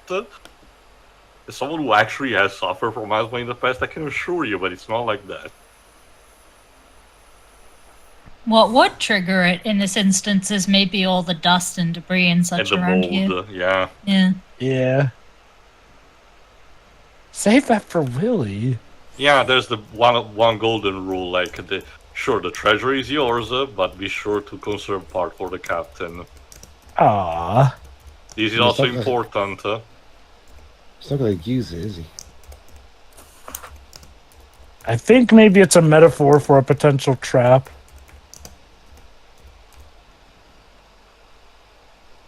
I never seen the Hardy Boys. Has anyone? The Rustlers? I know nothing. Shit. Oh, it's a several mystery. Okay then.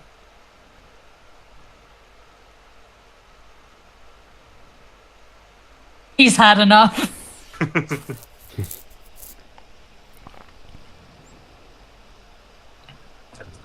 Wow, Jesus. Yeah, these two kind of did have their own little side love story.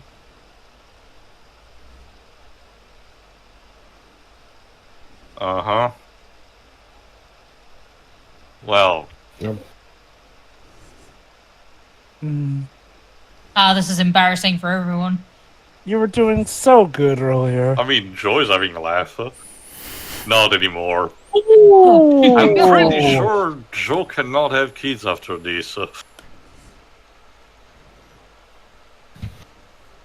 How's he handled it? Let me see. That was a good plan, but a poor execution. Hey, at least he got rid of the gun. And now they're gonna sword fight, though.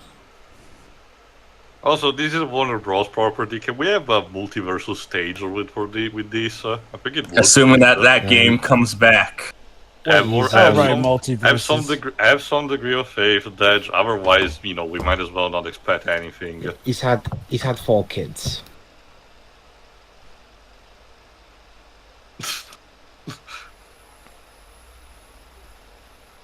Oh God.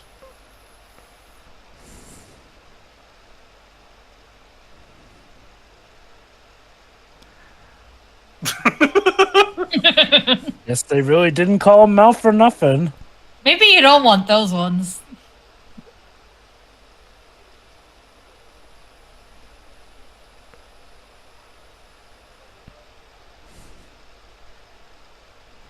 Yeah, as in we established You can't float though. And as we established, these people have no real problems in killing. So. Fine, just believe, and you can do it.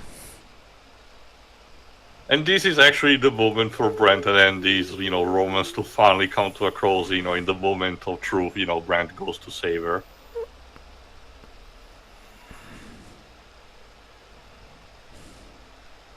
There's also this underlying subplot about, Mouth and Brandy actually developing a crush for each other, but it's not really going to somewhere. There we go.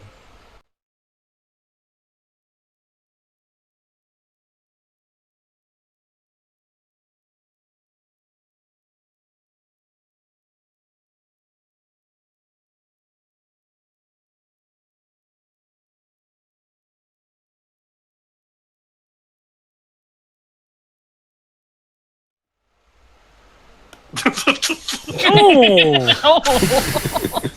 Jesus Christ. Give me the sword. He's gonna have to explain all this to the hospital somehow. Yes. Or at least the police. So, Mr. Brantoliano, how did you get your fingers nearly cut off? Along with your crotch apparently pinched. Remember, Rev, you should not believe his lies.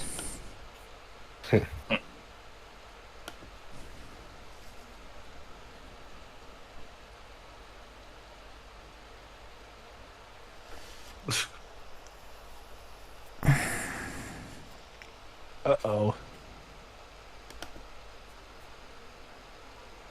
Yeah, no. Yeah, I'm not falling for this shit.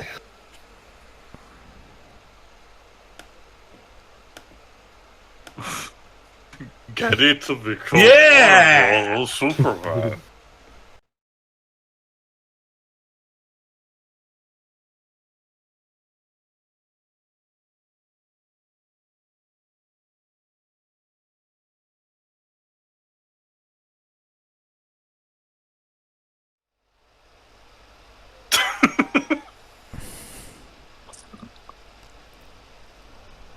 Bonk.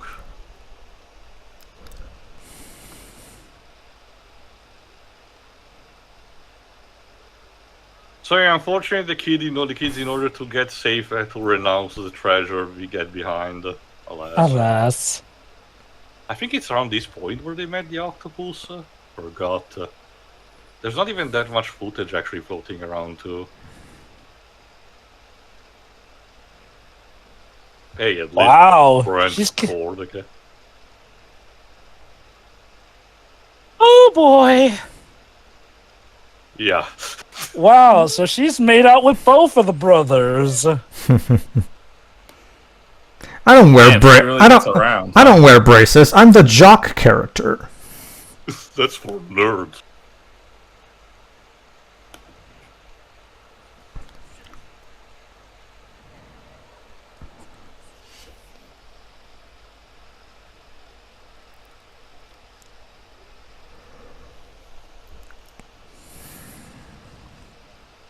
Just a bit.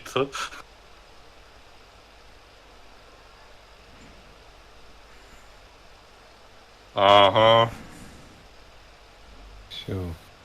Ah, she said, see, she's sorry. You should forgive her. And by forgive her, I mean throw her off. Let her drown.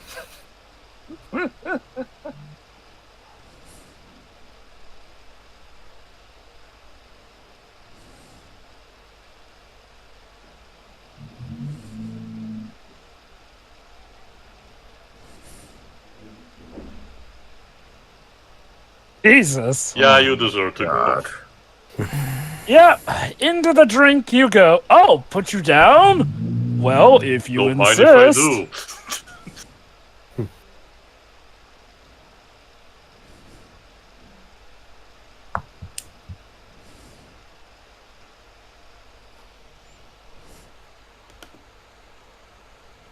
Somebody's got to get the treasure. Well, yeah, it's unfortunate she did survive and goes back to the ship.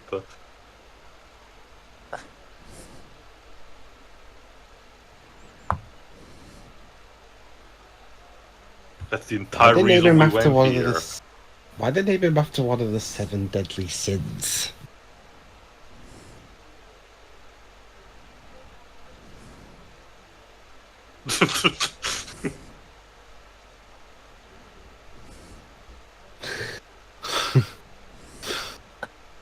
Well, Yeah, it's a good thing the barrel broke there. what a lovely family.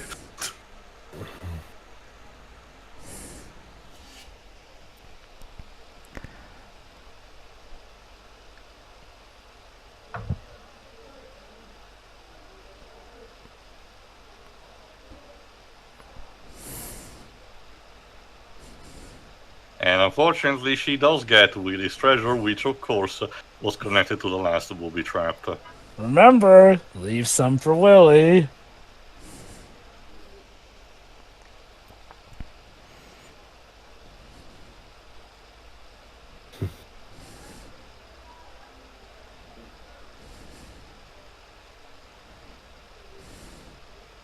Right, the last candle. It's a good thing it's a normal candle. Oh dear. I mean, again, we power to establish that.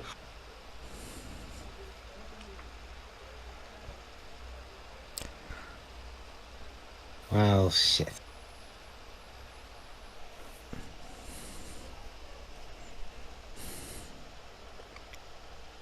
And meanwhile, what's the booby trap on the ship?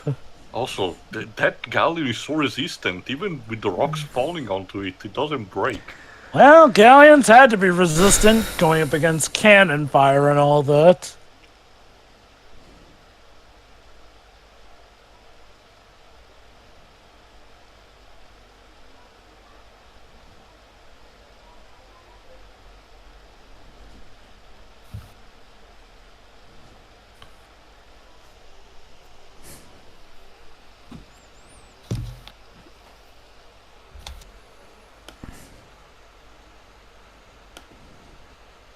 Yeah, just leave them behind.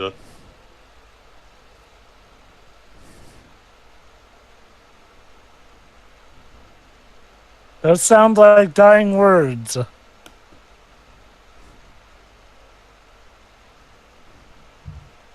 No. Unfortunately, yeah.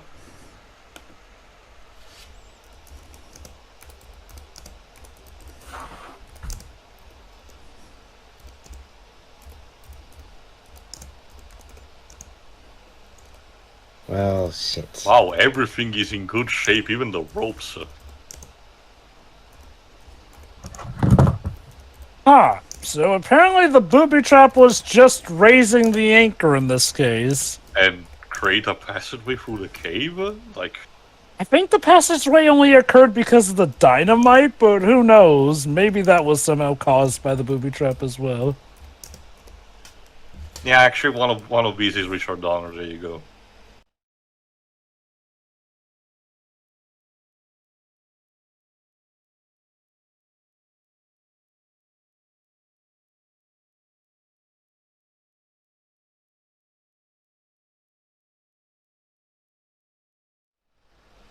They are so grounded. Even the news got here.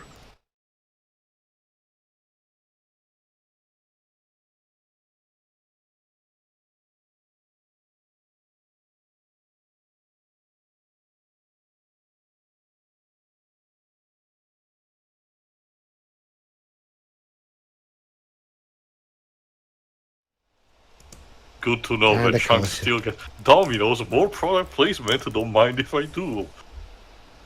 Just escaped a near death. Have Domino's. It'll At bring least down Domino's the is high. good. Ah, Yeah. you've had Domino's pizza. Nice. Yeah, we've got Domino's around here. Yeah, They we have tried- Domino's all over the UK.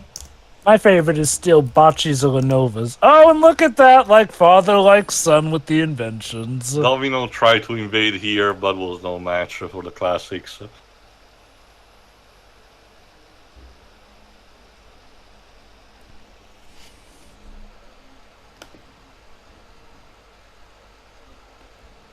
That's actually very cute. Yeah. Aw. MCU would later use that line for Iron Man 2. Again, there's this weird romance between Brandy and Malfa that seems that it's going somewhere, but not really.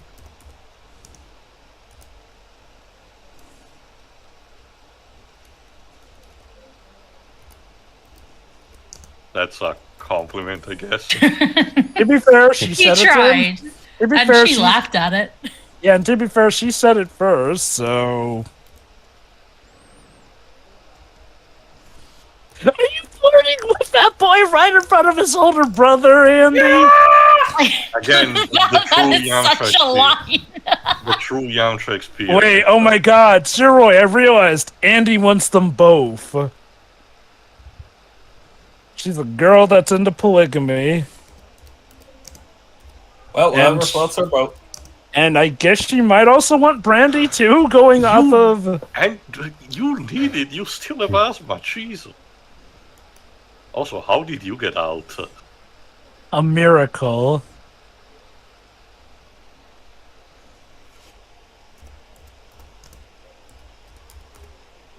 There you go. The product placement. There's a The defense power of mechanism. dominoes compels you!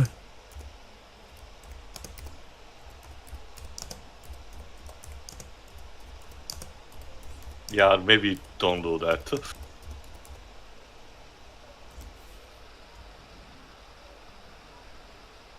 Don't hurt Richard Donner. Wait, of course, Richard Donner, of course, is a Superman bout in this.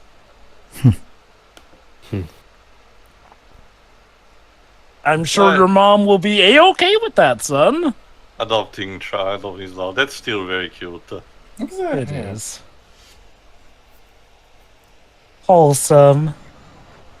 He adopted Quasimodo. And we also still get Troy's father being a snooty piece of shit for the last month, because unfortunately, yeah, the entire impetus still hasn't changed. They still cannot pay the mortgage.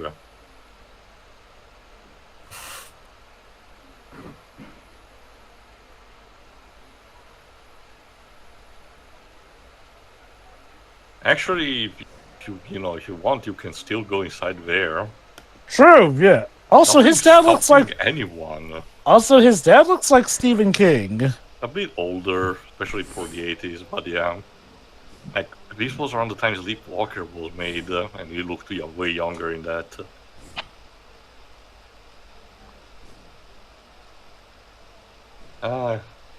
But wait, Rosalita is one last contribution on her own part.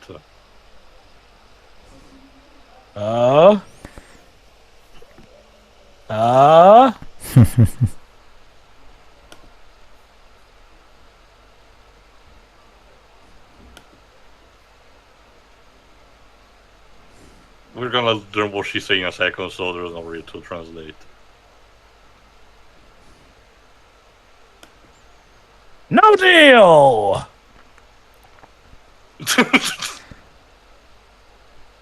Because yes, that pebble joke from before actually paid off. The Goonies did manage to save a bunch of gemstones they can use to pay things out. Again, this is also why I genuinely like this ending, because it still manages to be a happy ending.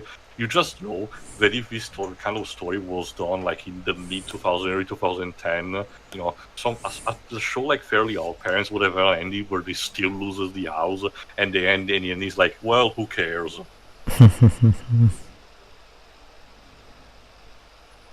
Hey, there's a ship with more treasure on it. Maybe we should claim it too? Just fair. Just take the W. The W balloons.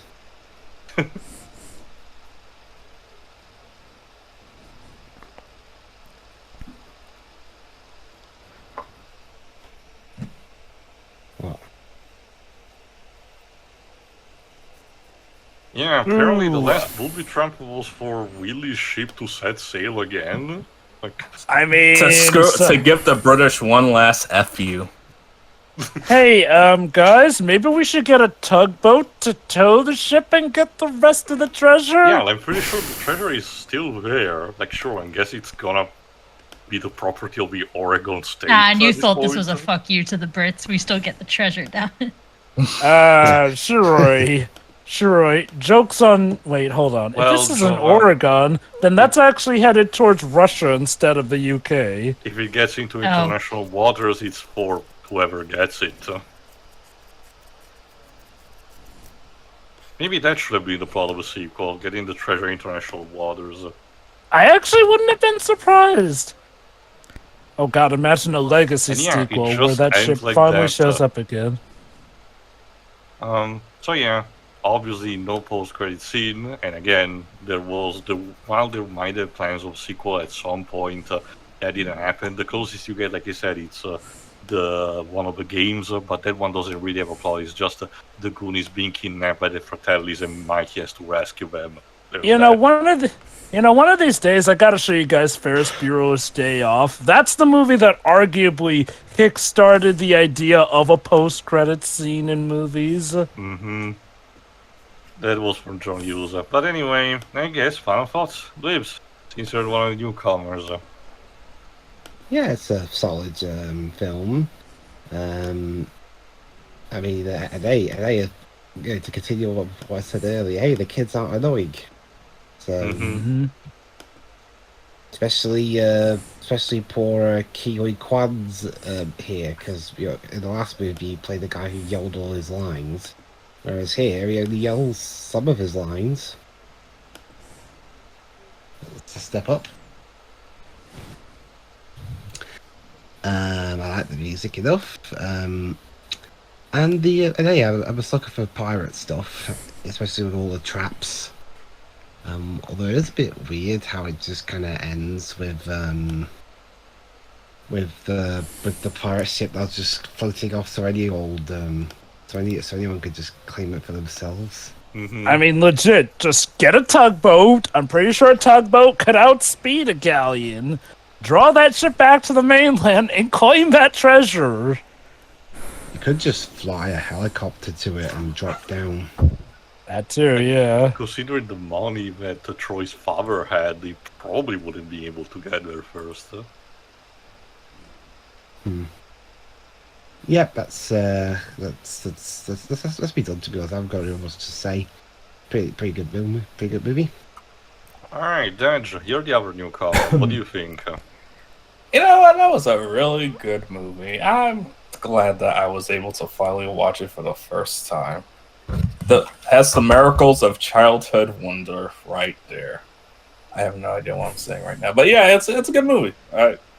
Good cast of characters, pretty hilarious, has lots of heart. You're right. This really is the most quintessential '80s movie out there. Have you seen? Remind me, Pedro. What's the movie that J.J. Abrams did? That is basically Super 8. Super 8 was basically Goonies mixed with E.T. with a little bit of Lost thrown in there as well. And then obviously Except that one was actually one where he managed to nail the ending. And not just that, Jovan. I guess it's one of those cases where that kind of mixed string, different. These franchises X, Y, and Z combined into one actually makes sense instead of being a clickbaity, title. No, trust me. You had to be there. Lost was like one of the most talked about shows. I saw it as it was going on, Jova, but why did it end in a church? Even the Joker did not know because about symbolism. That. John Locke was right. Go on, Dej. Yeah, but yeah, it's a good movie. I have to look up the inside job joke right now, so I'm done for my thoughts. All right, then. Shiroi. Yeah, this is fun. I don't know what to say. I really enjoyed this. The music was surprisingly whimsical. It was And what? funny. But anyway, yeah, this is just a fun movie. Some 80s nonsense, I guess, as well. But that's to be expected. And that's it, I think. Pedro. Yeah, this is a really great movie that brings me back because my group of friends were very much a lot like this, except we only had one girl in the group, my Vanessa. But So were you like the leader? no, Vanessa often likes to joke that she could have had her own harem, much like what she was just Oh, saying I get right that. now. But I mean, which kid trope were you of the gang? I was the nerdy one. Ah. Well, both me and Vanessa were the nerdy ones, I guess, so you can say. So who was the leader? Who was the fat guy? And, We actually didn't have a fat one, no. Ah. You see, Jova, Was it a real friend group then? Really? you see, Jova, in the countries that surround the Mediterranean do have this thing called a healthy diet, you know. So, Yeah. yeah, basically. All right. Guess I'll go next. Yeah, go on, Jova. Yeah, no, this one's a classic. Like, the first time I saw it, I wasn't too sure, but nah, this movie's a blast. From the music, to the casting, to the fact that I can joke that this is Thanos' backstory, which means that Indiana Jones is tangentially related to Thanos when you think about it, via Shorty. But I digress. Honestly, this is really the brainchild of three filming geniuses between Richard Donner, Chris Columbus, and Steven Spielberg in their prime, for sure. And it all comes together to give us a very remarkable film that, yeah, did indeed earn its place in the National Film Registry. It's a good trope codifier, but also its own good original story. It does feel like there was some potential room for a sequel, and I do feel like it's weird we don't just have a bit where the town claims the ship, essentially. Like, dudes, we have plenty of technology that could salvage it. I get it, though. It's a cute ending shot of a ship out to sea. But yeah, this movie is definitely very iconic, with a lot of quoted lines, memorable set pieces. It is just an outright 80s blast. So yeah, if you haven't seen it, see it. And I assume you have, given that you watched our commentary. Hopefully. As for me, one thing that I didn't mention yet, the budget was 90 million, which doesn't make sense. The special effects are there, but you can tell they did not cost this much to have. And it grossed 125 million, so, and it was early summer release, so it was not really a guaranteed complete success, but thankfully it was. And again, the cynical corporate part of me really doesn't understand why Warner Bros. Hasn't capitalized more on the property, even in the most soulless cash grab kind of way, because considering how much they did for some of their other properties over the years, especially in the recent one, this one has been treated kind of with a royal sacred cow kind of. I have a bit of a theory about that. One, I think this might be the most iconic franchise aside from Harry Potter, and even still the characters eventually grew up.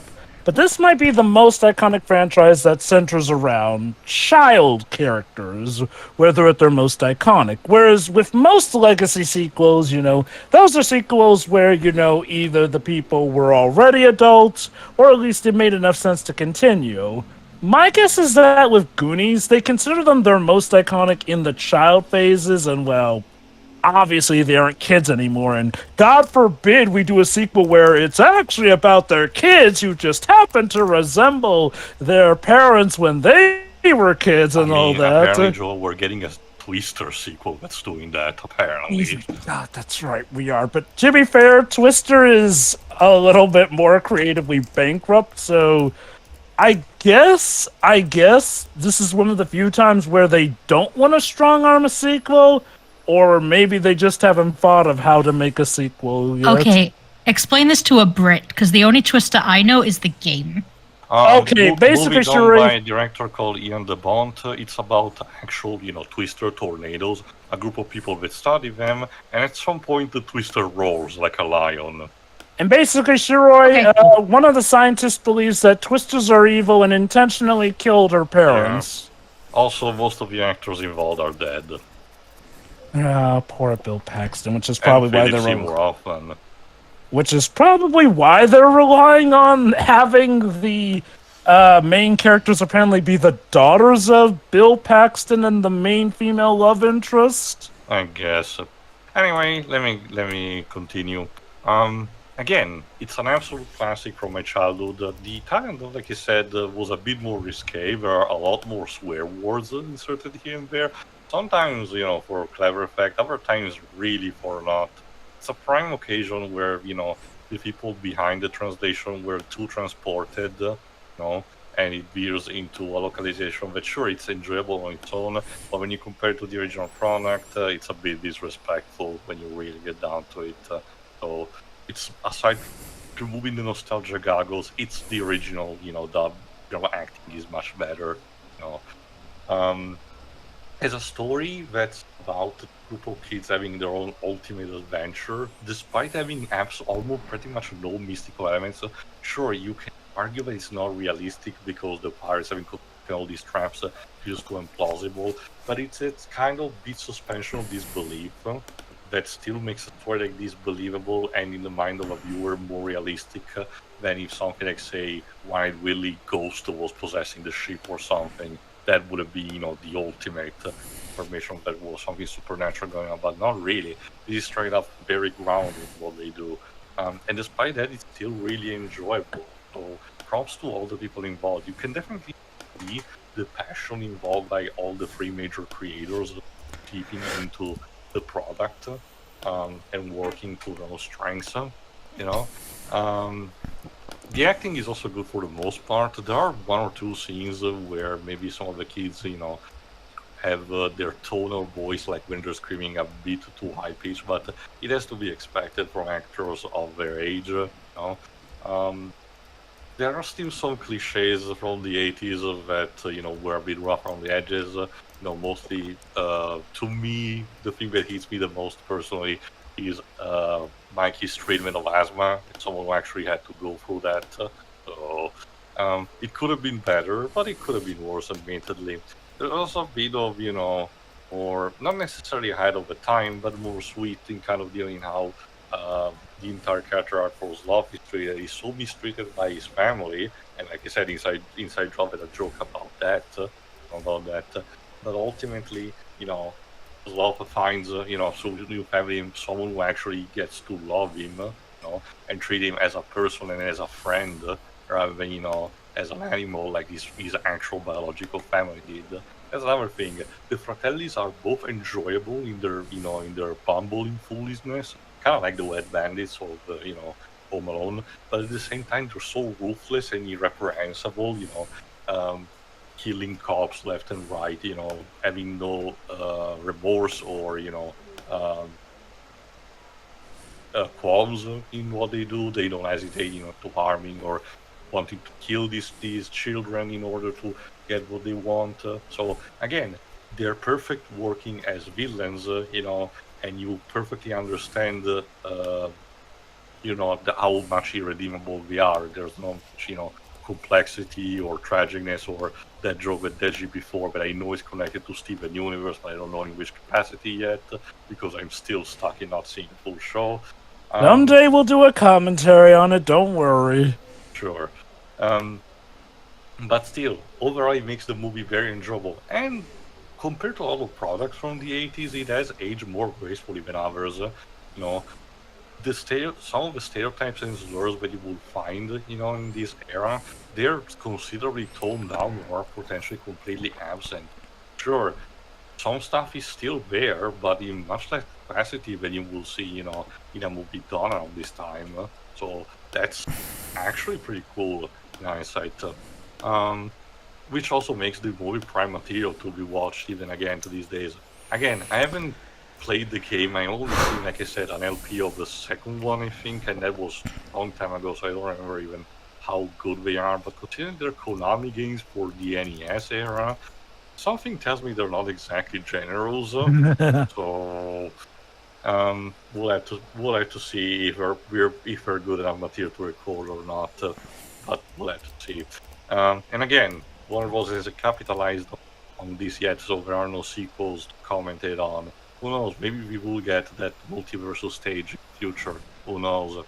For the time being, this is just the first gift, so see you for the next one, which, if you followed my birthday pick, you will know already what it is. Otherwise, let it be a surprise. So, yeah.